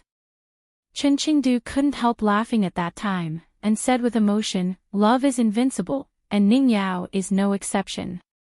The love between teenagers and girls is really beautiful. Afterwards, the boss sword immortal gave a reason Ningyao was willing to accept, saying that this object hides a great opportunity, which will be helpful for Chen Ping's future practice. Mystery, but you can't remind him. Once you remind him, you will digress a lot. A chance. Even if you put it another way, boss sword immortal, and say that it is a matter of literary fate, I might think a little more about it. Otherwise, I would not have given this token of love presented by Ningyao a second thought. Chance. Being able to be with Ningyao is the greatest fate. Besides remembering and seeing innocence and Ningyao every time, just simply thinking about her, what else can I think about? What else can I think about? Probably this is the so-called predestined relationship, not to mention asking for it, not knowing how to ask for it, or even knowing that there is a need for it. Even if he resumed the game with Ningyao afterwards, Chen Pingon was roughly sure that the so-called big chance of the boss swordsman was the Kuokang cave and the half of the dragon-slaying platform. Even if he missed it, it was nothing. He never missed her. Back then, at the Great Wall of Sword Chi, you thought Ningyao wouldn't let me in because I had a drink with friends at a wine shop. Of course not the truth, big mistake. Any who dares to misunderstand me, I will let him know what is meant by a scholar, and what is meant by the simple folk customs of my hometown town. That's because I don't want to enter the door, okay? It's cool outside the door, drunk, lying down and dozing, full of flavor, chatting with the gatekeeper Grandpa Nayland about the old almanac. It's really interesting. Jinwu Mountain, it seems that I still have to go there within this year. One is to talk about the dragon-slaying terrace, to see if there is room for negotiation. More importantly, Chen Ping wanted to meet Ma Kexuan's guardian. This person is naturally not a bad person, he is even different from many people who practice Taoism on the mountain. Of course, in Liju Cave, he did not make things difficult or plot against Chen Pingan. It's just that the other party once put a certain truth on the straw sandal boy's side, and Chen Jianxian, who is now the owner of the mountain, brought this truth to meet him. It's very simple. After the last discussion in the Patriarch Hall, Chen Pingan went to the New Year's shop to reconcile accounts with shopkeeper Shi as usual. Zhou Junchen, the reincarnated disciple who likes to be a little dumb, met now. Although he still didn't smile, he would take the initiative to call Chen. It's safe to say, Master. Chen Ping just nodded and hummed. My heart is actually beautiful. In private, Shi Rou told the little mute that it could be seen that Chen Shanzhu was very happy that you took the initiative to call him Master. The little mute curled his lips, saying that the Master is busy with big things, so how could his mood fluctuate because of such a trivial matter? But the child said so, and he was in a good mood, because when he was standing on the bench reading a book, his whole state was relaxed, and the child was no longer the kind who seemed to be curled up in a corner to watch the world cautiously. Chen Pingan asked a question about Yuan Huang seemingly casually. Jiang Shangzhen said that this kid is really good, with good aptitude and temperament. In fact, Chen Ping hoped to prove the matter through Yuan Huang. The current atmosphere of Luoba Mountain has nothing to do with me, the mountain owner, and has nothing to do with half a copper coin. This guy was already very good at talking before he went up the mountain. Since Yuan Huang is like this, so are Chief Shou and old immortal Jia. This proves that what does my family have to do with the atmosphere in the mountains? It can't be said that you have influenced me. How does Jiang Shangzhen know the twists and turns here? Earlier in the capital, Chao Gingxin, the minister of the Ministry of Officials, came to seek wealth and danger, and became the leader of the Dali earthly branch as he wished, and finally had more room to display his ambitions. The former supervisor of Kiln Affairs thought he was making a big gamble that put his life and family on the line. Unexpectedly, his choice had long been expected by Cui Chan. Because Yuan Huajing has proved this matter, the national teacher Cui Chan did have something to tell Chen Pingan, saying that Chao Gingxin is a more suitable candidate, as long as he dares to bet, Chen Pingan will let him come to the local monk to become the leader, can avoid a lot of distractions from disturbing common affairs, but remember to let the Prince Song Su and Chao Gingxin restrain each other, and they should not be too harmonious, both in the open and in the dark. But before Yuan Huajing told the truth, he asked Chen Pingan 2 questions. First, what do you think of the once-in-decade landscape survey? Second, how will we deal with the suppressed mountain and water gods in the south of Dadu, outside of the Dali dynasty? Chen Pingan each gave an answer, and the evaluation of mountains and rivers in the Dali court was changed from 10 years to 30 years. Select some mountain and water gods from the southern countries of Aquarius continent, and give them a chance to make up for their mistakes, so as to ease the north-south relationship between the southern half-continent and the northern country. This is like a school examination. The chief examiner who sets the questions is Cui Chan, Yuan Huajing is just the examiner, Chen Pingan has correct answers with comments and wrong answers with wrong answers. If Chen Pingan, the successor of the great Li Guosher, did not make any changes to Cui Chan's established policies, Yuan Huajing could pretend that he didn't know anything. Chen Ping asked with a smile if every earthly branch cultivator had their own mission, waiting for him to make a decision, and then beat him according to the order. Yuan Huajing shook his head and said he didn't know. Chen Guosher could ask the answer himself if he had the ability, and he didn't need to repeat my words here. Seeing Yuan Jianxian treating others with such sincerity, Chen Shanzhu was very pleased, so he reciprocated, and personally agreed that if Yuan Jianxian failed to retreat at the sword-worshipping platform, all spiritual energy would be consumed, and Luopa Mountain would not charge a single snowflake. Yuan Huajing's face darkened on the spot. Fortunately, when he arrived at the sword-worshipping platform, he would often offer sacrifices to Na Gontang for advice on swordsmanship, and he gained a lot, especially during the period. Xiago didn't know why, but he took the initiative to ask Yuan Huajing a few words, which made Yuan Huajing suddenly enlightened. It is not an exaggeration to say that listening to a few words from her is better than 10 years of hard work. Yuan Huajing's heart to retreat and break through the realm here has become more and more determined. Even if Luopa Mountain drives him away, he won't leave. At that time, Xiago didn't think that Yuan Huajing's aptitude was worthy of her advice or something. Xiaomao couldn't be misunderstood. Xiago simply can't stand fools doing stupid things, insisting on making the simple practice of sword practice so complicated. It makes her anxious to watch.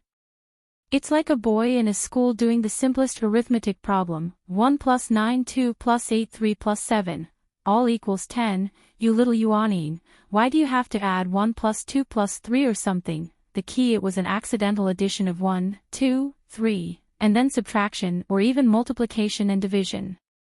Your sword training path is quite fancy.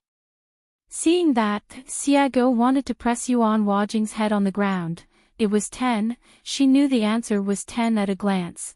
No matter how poor your qualifications are, no matter how stupid your brain is, you shouldn't do this to yourself. At first, Xiago was worried that he had misunderstood this Yuan Jianxian, whether he was deliberately complicating a simple problem, but she looked at it for a while, and found that it was not true, that the young man had a problem with his brain. The same sword cultivator, the same genius, even if it is also calculated according to the 100-year Taoist age. Yuan Huajing looked like this question was not easy, but it was actually really difficult. Xiago saw that this question was not difficult at first glance, but it is actually simpler. As for Ningyao, she may not see any problems. Want to talk about our Lord Qin Shan? Probably very patient, no matter how to add, subtract, multiply, and divide, you have to try it again and again, and deliberately take a long way, anyway, you will get the correct answer. No matter what, Yuan Huajing came to Luopa Mountain and came to the sword-worshipping platform. He didn't feel that he was a genius at all. As expected, he still needed to be diligent in practicing swordsmanship. Chen Lingjun wandered here alone, saw a large group of people sitting there eating melon seeds, and complained, why didn't he bring himself along? Jiang Shangzhen said, the master of the mountain needs to retreat for a period of time. How about letting me substitute for the teaching in the village school for a few days? Chen Ping glanced at him, but said nothing. Mi Yu shook his head even more, this is even more of a summer resort than a summer resort. In order to regain some ground with Xiaomao, Chief Zhou jumped the wall in a hurry and did whatever he could. Chen Lingjun patted Chief Zhou on the arm, don't be brave, you are not the material. I'm not the kind of person who loves the new and dislikes the old. No matter how good Xiao Mo is, you are also very good, Chief Zhou. Jiang Shangzhen rarely looked serious, and said with a smile, you probably don't know, I had a dream when I was young, and I was never embarrassed to say it, that is, to open a bookstore in a rural market where no one knows who Jiang Shangzhen is. There is a school next to the bookstore, I will be the teacher. This dream of mine, although not a teenager, is still very young.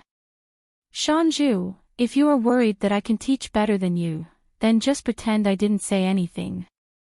In the mansion where Qin Shanzhu himself closed the door to entertain guests, the atmosphere was not as harmonious as the stone table by the cliff. To bully others if they disagree with each other. What a big family and great cause Qin Shanzhu, what a violent and famous Qin Yingguan. As a master disciple of the Douran sect, Tian Gong suddenly encountered a vision, and he remained calm in the face of danger.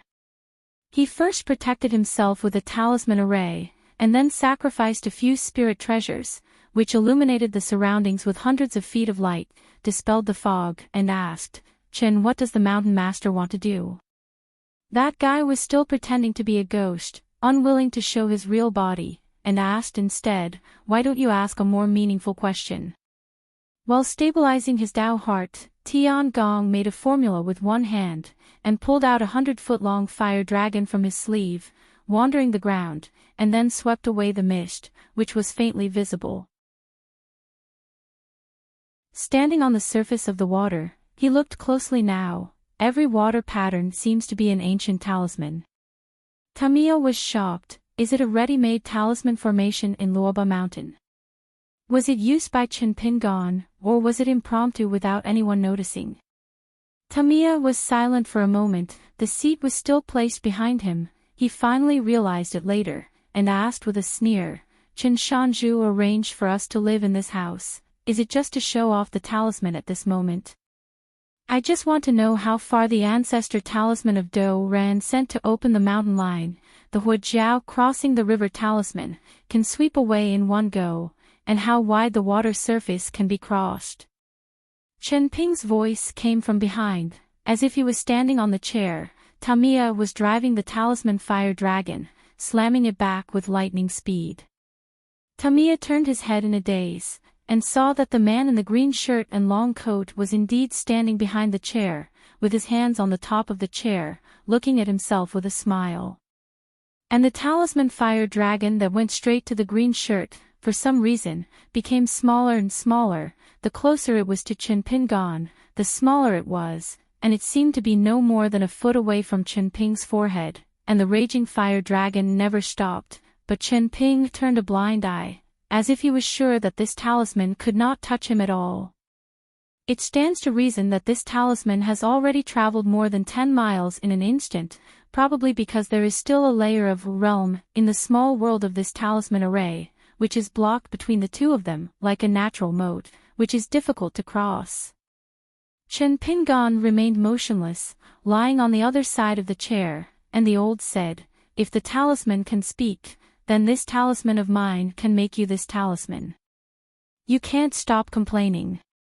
You have a feeling of decadence that seems to be too late, but it's the end of the world. People are disheartened." Tamiya remained silent. Chen Pingon smiled and said, "I have a talisman, which can make the fire dragon cross the river talisman, and go one step further, just like a mountain dragon jumping into the water and turning into a fire dragon." Tamiya scolded angrily, "Heretics speak wildly."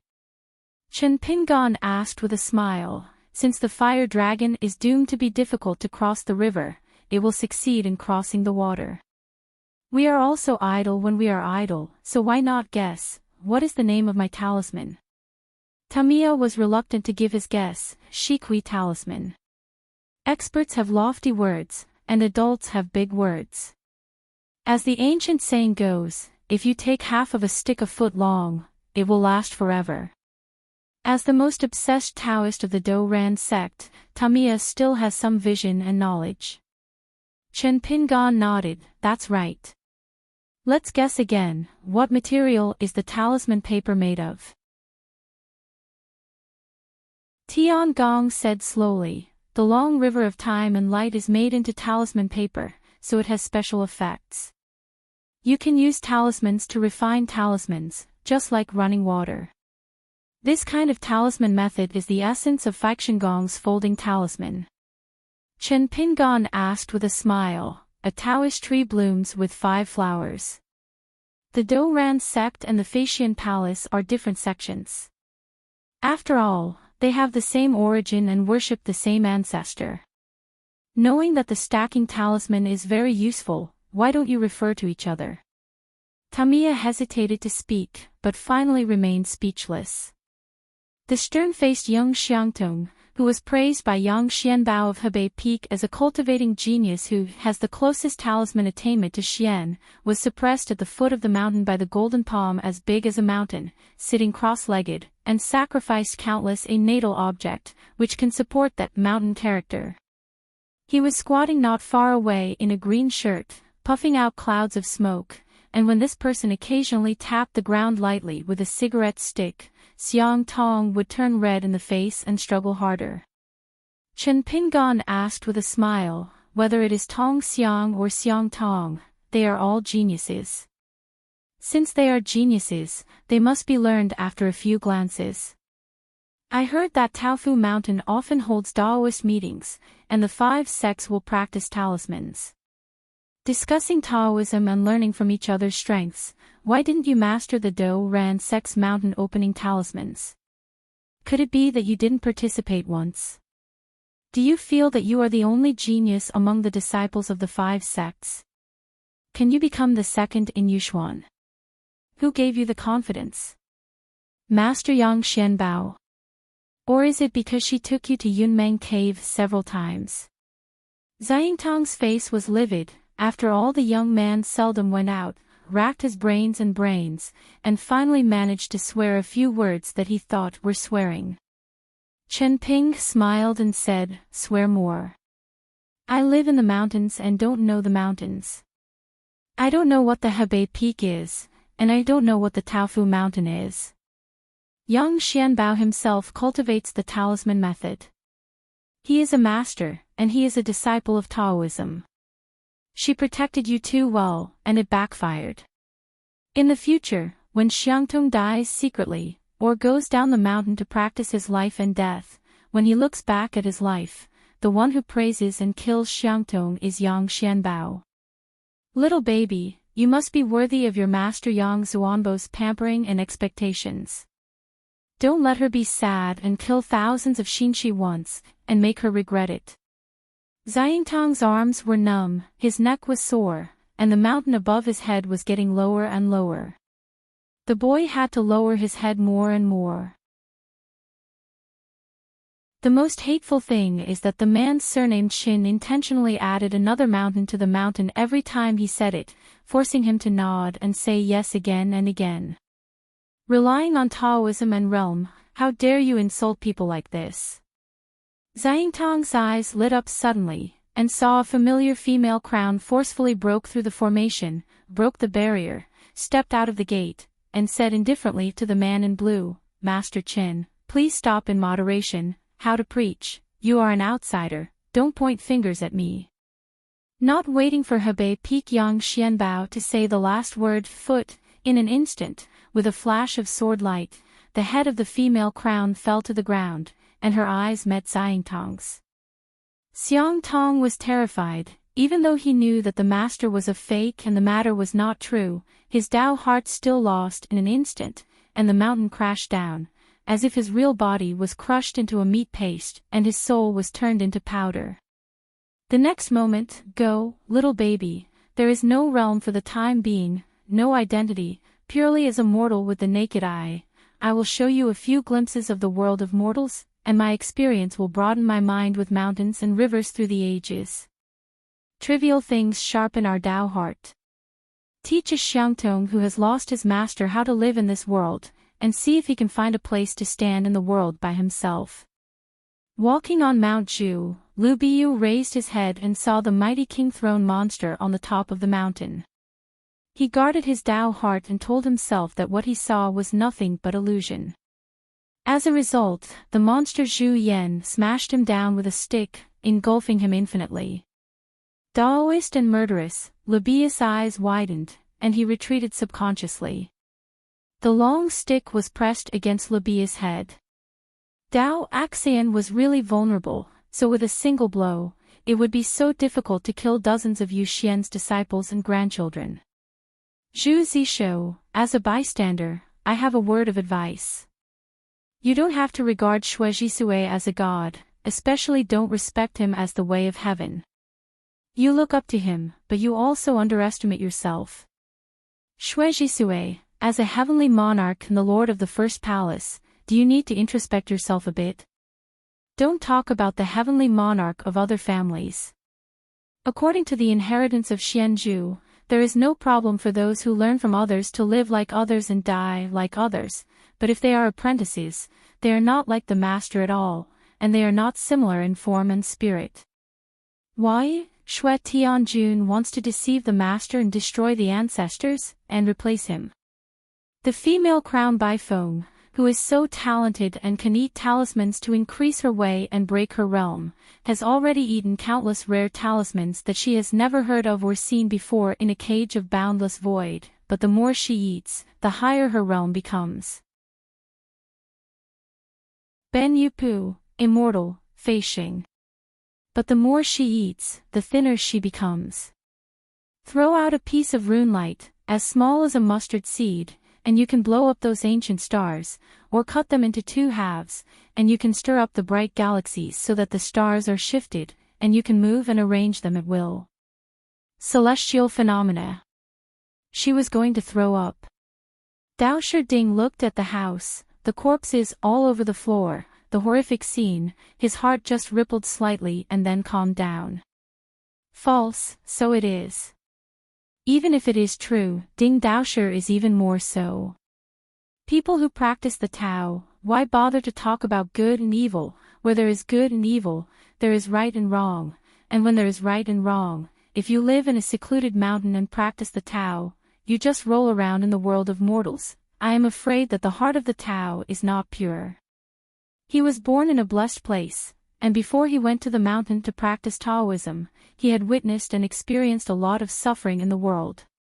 Daoist Ding sat on the same spot, still in a lazy posture with his neck tucked back and leaning against the back of the chair, with his hands in his sleeves, and asked, Master Qin Shan, this kind of fake tricks may be used on others, and it may be somewhat effective.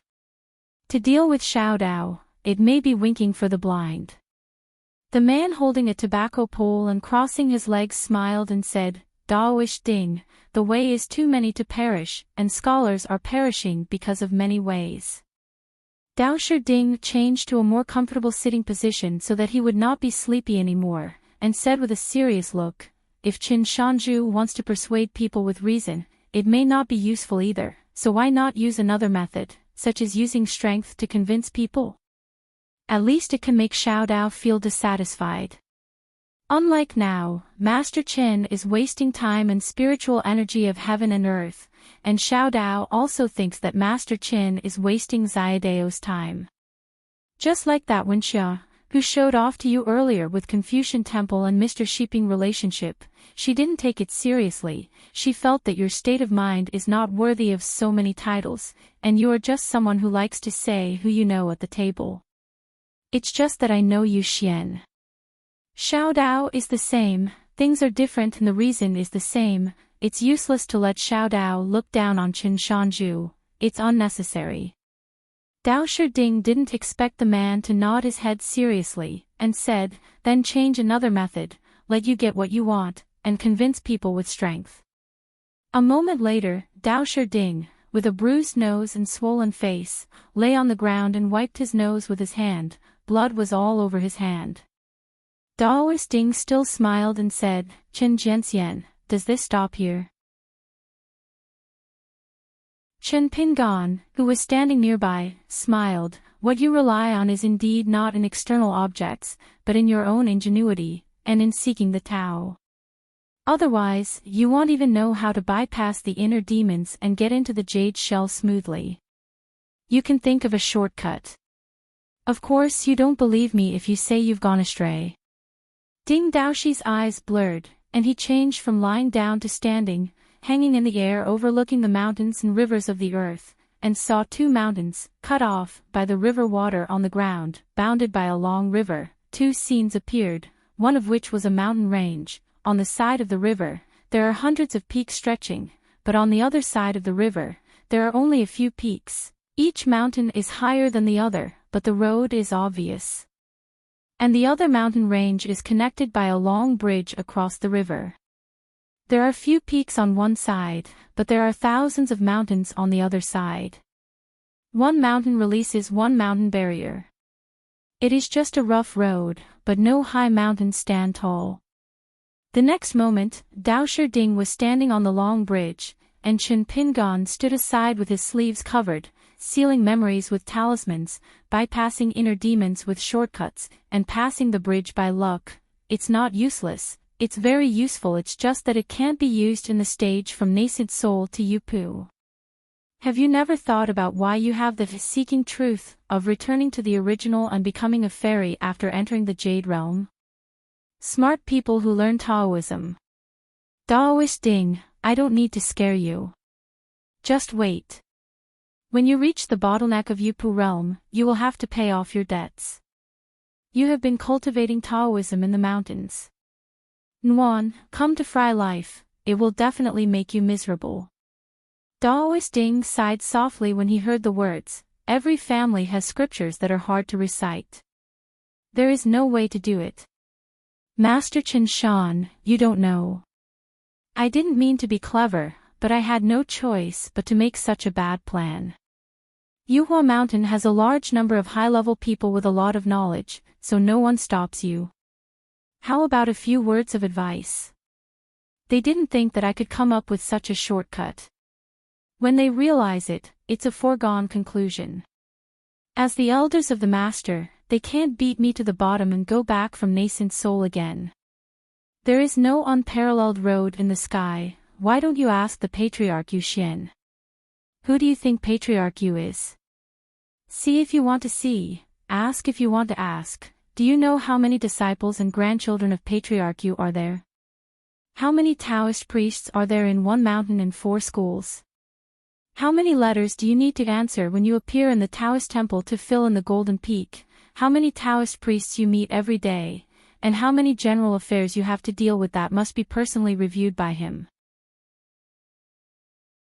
If you have a chance, you can ask for it. Why don't you ask for it? That's a talisman Yu Xian, he Dao Xinghe 14th realm. Do you think Fei Jin sent a letter, or ran to fill Jin Feng? Why don't you ask? In the future, I will help you and fellow Daoist you to beg for the first time, only this time, and the next time will not be an example. When cultivating the Tao, you must be afraid of impurity in your mind. Don't be afraid of impurity in your mind. This principle doesn't work for other people, but you, Taoist priest Ding, must always keep it in mind. The Taoist priest turned sideways and gave a sincere slap. Taoist priest Ding, please be taught with an open mind, and keep it in mind. Chen Pingan accepted it calmly, and asked with a smile, Dao Ding is definitely not your real name. The original name is not good. Tell me. Dao Ding glanced at the future scene, and asked back, Mr. Chin, if I hadn't received your guidance, I was doomed to have a rough road ahead. Chen Pingan smiled, you really believe those who scare you? If you ask the truth, you won't be able to stop you.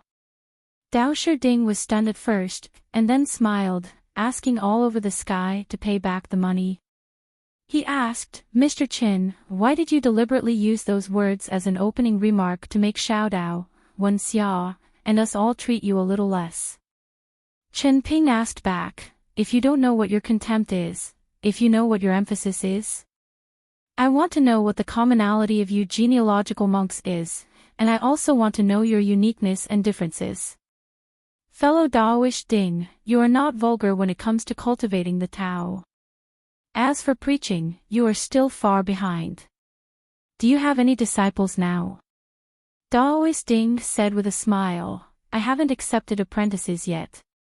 Also, Mr. Chin, don't call me a fellow Taoist. The younger generation can't afford to be one now. All the Taoist priests in the house returned to the real world one by one after another, and they all felt as if they had passed away. Daoist Ding has become sitting upright, and there are also Taoist priests who look dazed or sweating profusely, and Taoist priests must sit still in order to stabilize the movement of the heart lake. He has long been convinced by Mr. Chin, not only is this trip worthwhile, it is also of great benefit. Tamiya changed his mind, and planned to go to the other 3 sects in one mountain to study and ask, and then go to the Lingbao school of Nanpa Suozhou to find people to ask. Steal. Master Chen Shan said, that's called sparring. Those of my generation who learn the Tao learn from others, can it be called stealing? Liang Chaoguan passed the test with no surprises, but he still had a lot of thoughts, thinking that one day Qin Pingan would visit Taofu Mountain and pass by Iho Peak, so he had to excuse himself to retreat and stay away from him. Zhu Zishou was actually the worst Taoist priest. She didn't know that those geniuses who were unattainable in her mind all had the appearance of meeting a ghost and seeing it at the same time. The young Xiangtong was the last Taoist priest to open his eyes. He gritted his teeth and said, "My surname is Chen. You can use countless tricks, but I won't accept you." The three Taoist priests on the Sanho peak of Taofu Mountain met different people on different hills, and each of them had their own gains. Only now do I know that a talisman is not only a big talisman that goes to a high place. Bai Feng sighed faintly. The talisman, in that illusory realm, she was almost fed up and vomited, so she thought that when she returned to the Taoist temple, she would learn how to draw talismans. The one with legs raised, Qin Pingan of Hanyan, smiled and said, "It's a bit of a trick to make people laugh." Dao Sherding knew something was wrong. It would be worse. This sentence sounds like a closing sentence. The gavel is slapped and it will be broken down next time. But it is not. Xue Jisue, the heavenly monarch sitting opposite Qin Pingan, kept his eyes closed all the time, silent and thoughtful. Only when you enter the mountain do you know that Yunfeng is good. Hold an umbrella and walk slowly with the rain. Li Muzhou was the only Taoist who didn't have to suffer. When it rained in the mountains, Li Muzhou took out an oil paper umbrella and walked to the foot of the mountain. The Taoist Xianwei, who was the gatekeeper, had already gone back to the house to hide from the rain, and the gate was left open. Li Muzhou was at the door, knocking on the tidal ring. The young Taoist priest heard the sound and came out of the house, stood in the corridor, smiled and waved. "Li Daochang, come and sit inside. I have heard Chen Lingjun introduce in detail the greatness of the Taofu Mountain in Shenzhou, Zhongtu." Of course, the boy in Tsing Yi also showed off that he was sitting next to the talisman Yushuan, and talked happily. It was the first time for Li Muzhou to enter Taoist Xianwei's study, and the first thing he saw was the plaque in the study room, Xuanxu, which means a lot. There is a pair of simple copper paperweights on the desk. The inscriptions are the very common content of persuading students, but relatively rare. They have the same 7 characters. It is said that everything is inferior, good at reading, not good at reading. It is said that time is precious and time is good for reading but not good for reading. Li Muzhou is a man of great knowledge and knowledge. After a little bit of chewing, he quickly figured out the joints. Indeed, ordinary people under the mountain are often the easiest to study when they are young, but they are not willing to study diligently. When I grow old, I want to read well, but my eyesight and spirit are not good, so it is not so easy to read. Daoist Xianwei is indeed elegant. He took the Taoist name as Xuanxu Xianwei, but he didn't want to play tricks, and said with a smile, "This pair of copper paperweights is an old cook. It was made by our big steward of Luopa Mountain and given to me as a clean confession for my study. This Mr. Zhu is truly erudite and talented, with witty words. He said that if you don't read books, you have low talent. He also said that the root of wisdom in our life comes from reading in the previous life, and the wisdom in the next life is from this I spend my whole life reading." Mr. Zhu said again that reading is divided into inside and outside the book, but you don't have to stare at the words on the book, look at people and things, think and ask more, it's also reading. Li Muzhou believed deeply, this is indeed the truth. Mr. Zhu's few words are full of Zen ideas and profound moral meaning.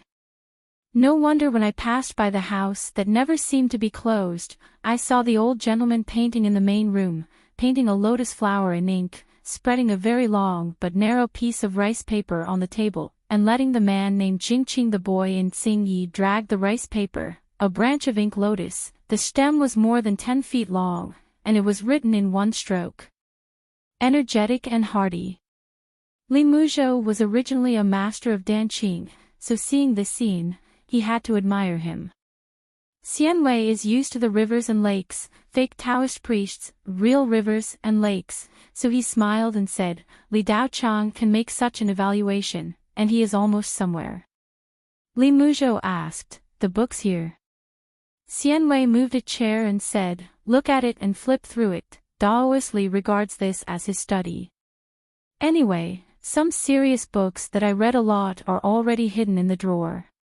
Li Muzhou thanked him, took his seat, picked up a Daoist book with many inscriptions at the foot of the mountain, read a few more, and found a detail. The Taoist Xianwei seemed to only read the preface and postscript when reading books.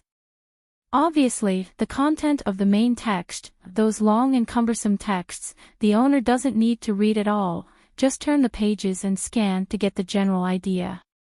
Occasionally, there are corners of the pages, which are the most important parts of the book. No doubt an expert. No wonder Qin Shanzhu asked himself to chat more with Daoist Xianwei.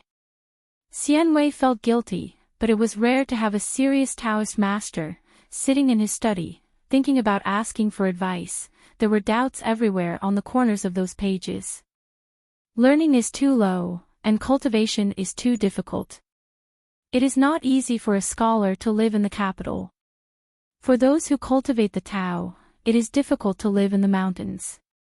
Xianwei was hesitant, but still mustered up the courage to point to the origami page, read a few lines of the book, and asked tentatively, Li Dao Chang, what do you mean by this sentence?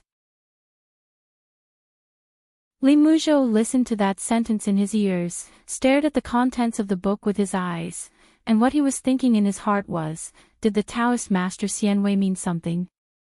School knowledge. Li Muzhou, who originally thought that sentence was easy to understand, suddenly felt uncertain. Could it be that this sentence was unexpected and intentional, and there was something mysterious about it? Xianwei saw that Gao Zhen, the first Taoist of Jingweiguan, had to think seriously when he encountered this sentence. The Taoist priest Xianwei felt sad for a while. Yes. It is really difficult to read books and practice Taoism. Li Muzhou thought about it, but he couldn't keep his mouth shut. Just about to speak, Xianwei sat on a chair beside him, leaning his elbow on the table, resting his chin on one hand, and the young Taoist priest with a wooden hairpin on his head, as if he was reading the book. The open book also seems to be wandering thousands of miles. It seems to be talking to Daoist Lu and talking to himself. Mr. Zhu said that he also listened to a scholar's teaching, which lies in 5 words, Avalokitesvara Bodhisattva. The general meaning is that we should observe, read more books, world, walk more, walk in the world, sound, listen more to what others say and want to say, don't just talk about yourself. And finally, if we have the compassionate heart of a bodhisattva, then we are truly practicing. It's as if a Taoist learns the Tao, in case the Zen Guan is broken. Taoist Li Muzhou instantly entered the state of forgetting things in me. In the sky, Yu Xuanfei wanted to rub the old scholar's shoulders, but the old scholar refused. The 2 stubborn old men were pushing and shoving, going back and forth. I don't know who was the first to fail to master the strength, and the other followed suit. You come and go, look at the posture, it's about to start a real fight. The old scholar suddenly stopped and frowned. Yu Xian, what do you think will make you turn against Luo Bashan? Yu Xian smiled and said, is it because I am worried that there will be a sneak attack similar to that ghost? There will be 1 or 2 Taoist priests who will die suddenly in Luopa Mountain? Just rest assured, I will not make it difficult for Chen Daoyu. First of all, I personally selected these Taoist priests. Second, I quietly set up a big amulet on them, which is not only a talisman, but also a talisman. If anyone thinks there is an opportunity to use some ghost tricks, then don't blame Pindao for following that clue and visiting the door. Besides, fellow Daoist Qin is always cautious, otherwise fellow Daoist Bai Jing wouldn't be sitting on the roof. Brother Yu, there are so many mountains in your house, it's normal that you can't manage them. Having said that, it's no wonder that Taoist Xiancha said a few words about you earlier, so it's not wronged. 5 zong prefixes, I almost can't count them with one hand. Jing Weiguan is the poorest, but family style is the best. Do you think it's strange or mysterious? You are joining Dao Xinghe here. Of course, everyone expects it. Everyone else will be convinced. Bai also said that he owes you a favor, and he will definitely repay it in the future. Of course, it's best if you don't. So you have entered the 14th realm, and you have to give a congratulatory gift from the Confucian Temple of China. What does it mean? Brother Yu, guess what? Everyone counts it up, thinks about it, but there is no conclusion. If you give too much, I guess you will think it tasteless, and maybe you still feel that you owe the Confucian Temple a favor. If there is less, you will not be able to keep any mountain, palace, or sect. You will think that our group of scholars who eat cold pork head meat in the Confucian Temple are a bunch of stinking poor. To be honest, we are also worried. Yu Xian grabbed his beard, his old face wrinkled into a pile. Old scholar, let me tell you something, if you are so neat, you will be very poor. You are Taoist priests. Taoist priests must live in a Taoist temple, or they are in a Taoist temple, right? Old scholar, Sun Qing. Don't force me to swear like that, shrew. I, Yu Xian, also have a temper. Why are you so impatient, scolding? Old man Yu, I will give you another chance to talk properly. Hey, old scholar, I'm not worried that something went wrong at Jilin Peak. If I'm so anxious, it's easy to talk out of my head. Forgive me. Presumptuous, since you don't regard me as a friend, and Yuzhenren broke my heart today, I won't treat you as a brother either. Call me an old scholar and a scholar. The 1,000 gold and fine copper coins that were half borrowed and half given to Luopa Mountain, and the 500 coins that were lent to Qingdao Yu, this debt should be settled on you, old scholar, how about it? Brother Yu, if you chat like this, then I will climb up the pole and treat you as my own brother. Sean, I always hurt my relationship only when talking about money, and borrowing money is equivalent to losing friends. Where is it? Is there a relationship like ours where we talk about money and become more and more deeply emotional? Brother Yu, do you bring wine? Brother Sun, just drink. To be honest, I discussed with Yashing repeatedly, and finally came up with a congratulatory gift. I plan to give you 2 plaques. Lixing thinks it's okay, and this matter will be discussed through the Confucian Temple. 1 plaque, the 2 plaques of the dojo, the big characters, it's up to you whether you put it in Jinfeng or not, and the other piece says Taoist Temple, you can put it wherever you want, and the Confucian Temple just sends it, but it doesn't matter where you put it. Yu Xian was surprised and said, the Confucian Temple is willing to give such a heavy gift. The old scholar sneered and said, who do you think started first? Yu Xian let out a long sigh, and praised, Qingdao Yu is really kind and sincere, but lacks a little bit of insight. His 6 direct disciples. Young Xianbao of Hebei Peak in Taofu Mountain was once Yu Xian's first disciple. He was reincarnated after being dismissed from the army, and returned to the mountain to continue practicing Taoism. The dirt Taoist of the Jingwei Temple, the main element of the ghost and immortal mountain of the Yuhua Mountain. Shui Jisue of Feixian Palace. There is also the Douran faction, the current head teacher Mei Jin, and Tong Meng who has been in seclusion for 100 years.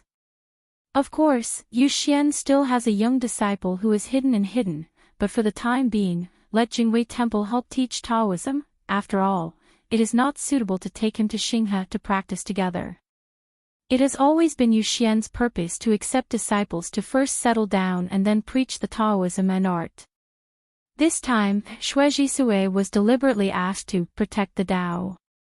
As Chen Pingon said, the one who needs to sharpen his Tao heart the most, in Yu Xian's view, happens to be the Taoist heavenly monarch of this direct disciple. Such a huge Feixian palace is too dull. Every time Yu Xian was in Linfei Immortal Palace, there were not many Taoist priests who dared to look up at him. He was neither on patrol, nor on a tour, but desperately hoped that a Taoist priest would take the initiative to ask him about the Dharma while he was walking on the road. There used to be such a Taoist priest, although he would look cramped, speak incoherently, and ask some unsophisticated questions, but Yu Xuanla was among them, patiently explaining their doubts carefully. But I don't know when, seeing the patriarch Yu Xian, the number of Taoist priests who dared to speak began to decrease. The last time I went to Feixian Palace, there was not even a single Taoist priest. Of course Yu Xian could take the initiative to stop and call for a Taoist priest who was speechless from a distance, but Yu Xian hoped that there would be a Taoist priest who would speak on his own initiative on any mountain road in Feixian Palace. Yu Xian said, "Old scholar, can I have a chat with Qin Dao Yu now?" Although he couldn't see the scene of the lost mountain, Yu Xian could still feel their Dao Axian roughly because of the talisman. That is to say, a Taoist priest's state of mind has really reached a corrupt state, and Yu Xian also has a chance to save one or two. It was not until the old scholar removed the avenue barrier. Tian Yushuan said something from his heart. Qin Dao Yu is sincere in his hospitality. Chen Pingon in the mountains replied. Fellow Daoist Yu has worked hard. Yu Xian seemed to be relieved, stroked his beard and smiled. 1,000 gold and fine copper coins is definitely not a waste of money. In the long run, it is actually profitable, a lot of money. Unexpectedly, Daoist Chen asked with a smile, they just got a negation of negation and a very preliminary affirmation. After all, Senior Yu gave 500 gold and fine copper coins. I always don't want others to lose money when I do business with others. Yes, do you need the younger generation to push the boat with the tide and strike while the iron is hot? Generally speaking, after the wedge is over, after turning over the content of the opening text, it is time to enter the middle and finally come to the conclusion. Yu Xian hurriedly said, No, fellow Daoist Qin is busy retreating now, so it's not advisable to waste your mind and distract more. A wedge and an opening chapter are enough. Chen Pingon smiled and said, Don't worry, seniors, I will only sharpen things in the future, and I will not hinder too much Taoism. I will first show them the battle scenes other than fighting on the mountain, and then help them tailor assassinations, such as putting yourself in the same place. If it was Chen Pingon, how would he face the encirclement and suppression of that sword cultivator in Jia Shenzhen? Yu Xian tentatively said, Why is Qin Dao Yu so troublesome? Ha! The voice of the heart is like a stone cow entering the sea. Yu Xian started pulling his beard and worrying again.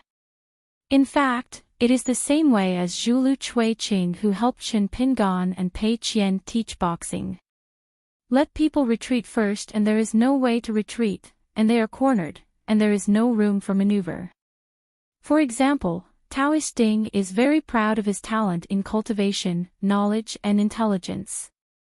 Then destroy it all and rebuild it. If the same method is used by a monk in the Ascension realm, the effect will be greatly reduced. This group of Taoist priests still have a lot of room to retreat, and it fell into the hands of others, because I am too old to be Taoist. Chen Pingon, an outsider, may know the 5 sects better than them, whether it is clear from the sidelines or due to his vision. Just talk about from Yu Xian, to Taoist Go, then to Zhao Wenmin, to Li Muzhou. Just like Chen Pingon himself, he lost patience with the 16 people who had just entered Jumping Fish Mountain, and he lost a lot of patience. Of course, this has a lot to do with Qin Ping's current situation, but taking a step back, even if Qin Ping hadn't fought with Ma Kushuan or been attacked by a candidate ghost in the 14th realm, Chen Pingon would still be impossible personally preaching and teaching boxing. It is not even possible to go to Jumping Fish Mountain frequently. At most, you can stand at the foot of Fuyao, which has been opened as a private dojo. Leaning on the railing, look at the progress of the 16 peoples. Practice, and determine their xinqing through some details morality, and then meet Jing Dafeng and Xin Yuanji regularly to check for omissions and make up for vacancies. If the body and mind cannot be stretched, how can man and nature be one? Generally speaking, in this sit-down discussion, Chen Pingan is nothing more than correcting mistakes and polishing the rough jade. Better than that. It is said that it is preaching, but it is not true. Chen Pingan is not thick-skinned enough for this. Let them see what is called the sinister world, which is worthy of the name and does their part. Yu Xian taught that a tree blooms with 5 flowers, taught that most Taoist priests are upright, but may not have more energy, taught all Xiangtong who passed on to his disciples, 2 rich and blessed land, Daoist Ding. Chen Pingan, an outsider, may be able to teach Xiangtong, Taoist Ding, an outsider who is right in front of him, and he may not be able to teach a view of longitude and latitude, or a dirty Taoist. Yu Xian gave a questionnaire, and the correct answer was made public. It is enough for Chen Pingan to give a detailed and specific problem-solving process. Yu Dao Yu, Chen Dao Yu. It is not a polite word to call each other friends. One is that you can trust the other party, and the other is that you can afford it with confidence. Woke up again, Xue Tianjun, who was watching from the sidelines with Chen Pingan, got up first and made a speech. This time, even Xiangtong got up and followed him, and honestly performed a slap in the face before he spoke harshly, but he was slightly stern, still not convinced. The most unconvinced Xiangtong at Hebei Peak in Taofu Mountain, Bai Feng of Duran sect who has a headache when thinking of talismans, and Lebiu of Faxian Palace who wants to ask Master Qin for more advice, these 3 Taoist priests, they are all willing to stay in Luoyuashan. There are many preachers on the Jumping Fish Mountain. Tsin Yuanji teaches boxing to others is learning boxing. In the same way, if you help preach the Tao, you are cultivating the Tao yourself. Can't beat a host who has the right time, place, and people, and teach a few children whose highest state is the Sevuing state, isn't it easy? On this day, Chen Pingan personally sent the rest of the Taoist priests who were returning home to Nujiadu. When he saw the dragon snake track at close range, Chen Pingan was amazed. Chen Pingan actually had a fight with them, and said with a smile, "The Tao is in Qianglu, and the Tao is in the tile.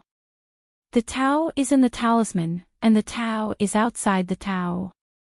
My generation of Taoists should cherish it." When Xia, the female champion of Erhu Peak, plucked up her courage, and asked tentatively, "Mr. Qin, can this junior start a show?" A group of Taoist priests saw that Qin Shanzhu seemed to be on the verge of a great enemy in an instant. Chen Pingan said with a smile, "It doesn't have to be like this. If you pass by your school's dojo in the future, you must have the opportunity to have an interview. Repaying kindness with revenge, destroying my Tao heart. Wen Xia has a little regret." The little girl in black stood quietly without saying anything. Millet seemed to hear nothing and see nothing. Yi Dan didn't know whether she used some means of talismans, or came here by herself. She appeared out of thin air at Nujiadu, looked at the man in green shirt, and after confirming her identity, she said calmly, "The master sent down a decree not long ago, lease this dragon snake trace cross-continental ferry to Luoba Mountain for free for 100 years. Chen Pingan pretended to be calm and nodded, "Luopa Mountain thanked Taofu Mountain here." Yi Dan smiled and said, "I must also thank Chen Jianxian." Chen Pingan knew it in his heart, and said truthfully, "I accidentally avenged you for you, but incidentally, you don't need to thank you fellow Taoist." That Wenxia was still bewildered. The smile on Yi Dan's face became wider. Sure enough, under the shadow of a famous tree, Chen Yingguan is indeed quite powerful. Chen Ping smiled, but said nothing. Yi Dan's arrival was unexpected enough, but after he showed up, it was like playing riddles with Chen Pingan, and it was even more weird in every way. Do Ran faction Yi Chusher, who will smile with someone? Then a few Taoist priests complained in their hearts, could it be that it is still an illusion, the doggy Chen Shanzhu, who is endless, still testing our Taoism? There was a young Taoist priest who felt unbearable. Just lay down on the ground, and see what you, Chen Pingon, can do to me. My current Taoist heart is like an ancient well. Yi Dan frowned and said, It's Iho Peak, whose name is Liang Chaoguan. What are you doing and what is your status? Liang Chaoguan smiled and raised his legs. Chen Shanju, next time I go to the Duran faction, I will meet the real Master Yi. Chen Ping reminded with a smile, You have already met the real person. If you have anything to say, you can speak clearly in person now. Shui Jisue said helplessly, Hurry up, Lord Qin Shan did not cheat. Liang Chaoguan glanced at Shui Tianjun, then at Master Yi, who was dignified and not angry, and finally at Chen Pingon, got up, patted the dust on his body, and silently chatted with that Master Yi, striding towards the ferry. Go. Chen Pingon kindly reminded, Forgot. Dragon Snake Track has been leased to Luopa Mountain. Liang Chaoguan said loudly, I haven't forgotten, Pin Dao plans to stay in Luopa Mountain to practice well. Shui Jisue didn't have a cross-continental ferry, and Shui Jisue sacrificed a talisman boat, which was enough to travel across continents. Fortunately, Yi Dan also followed the Taoists back to Shenzhou, the Middle Land. An extremely rare colorful short whip is hung around her waist, and the phrase, Hugong was refined in ancient Xishan, and the word, catch the sea, are engraved. Jiang Shangjin asked in his heart, Miyu, you have been to the Summer Palace, but you don't know why the Mountain Master is so wary of Yi Dan. Miyu hesitated for a moment, and replied with his heart, I used to have nothing to do in the Summer Palace. I like to read files. I really know the inside story here. Apart from being a Taoist priest, Yi Dan is also a swordsman. She once went to after crossing the Great Wall of Sword Qi, he rushed to the battlefield for the first time, and was seriously injured. He was severely injured by Hui Ting, the monster sword cultivator of the Hongya sword sect, with fat powder. The guardian of the elders, so she once made an oath, whoever can kill the enemy, if it is a man, she is willing to become a Taoist partner with him, if it is a woman, she will serve as a maidservant for 100 years. It is no wonder that our Lord Ingguan Sao Yi Dan is so scared to death. If she insists on fulfilling her oath and stays on the Luopa Mountain, what should I do, Mr. Ingguan? Jiang Shangjin suddenly realized, there is a shrinking whip in the fate, but it can't shrink the lovesickness. Miyu said, switch to the two of us. It's not a big deal. Jiang Shangjin smiled and said, this is where we are far inferior to the Mountain Lord. The greatest charm of a man is to be clean and self-sufficient, and to be single-minded in love, so that women in the world can neither desire nor desire. Miyu was in admiration. Chief Shou's words really spoke to his heart. Chen Pingon said, when Xiaomao comes back, you sword celestial beings, plus Pei Qian, will accompany me to Dali capital city. Pei Qian. Jiang Shangjin, Miyu. A martial artist from the Endless Realm, and 2 sword cultivators from the Immortal Realm. Xiao Mo, Xia Go, and Lao Def.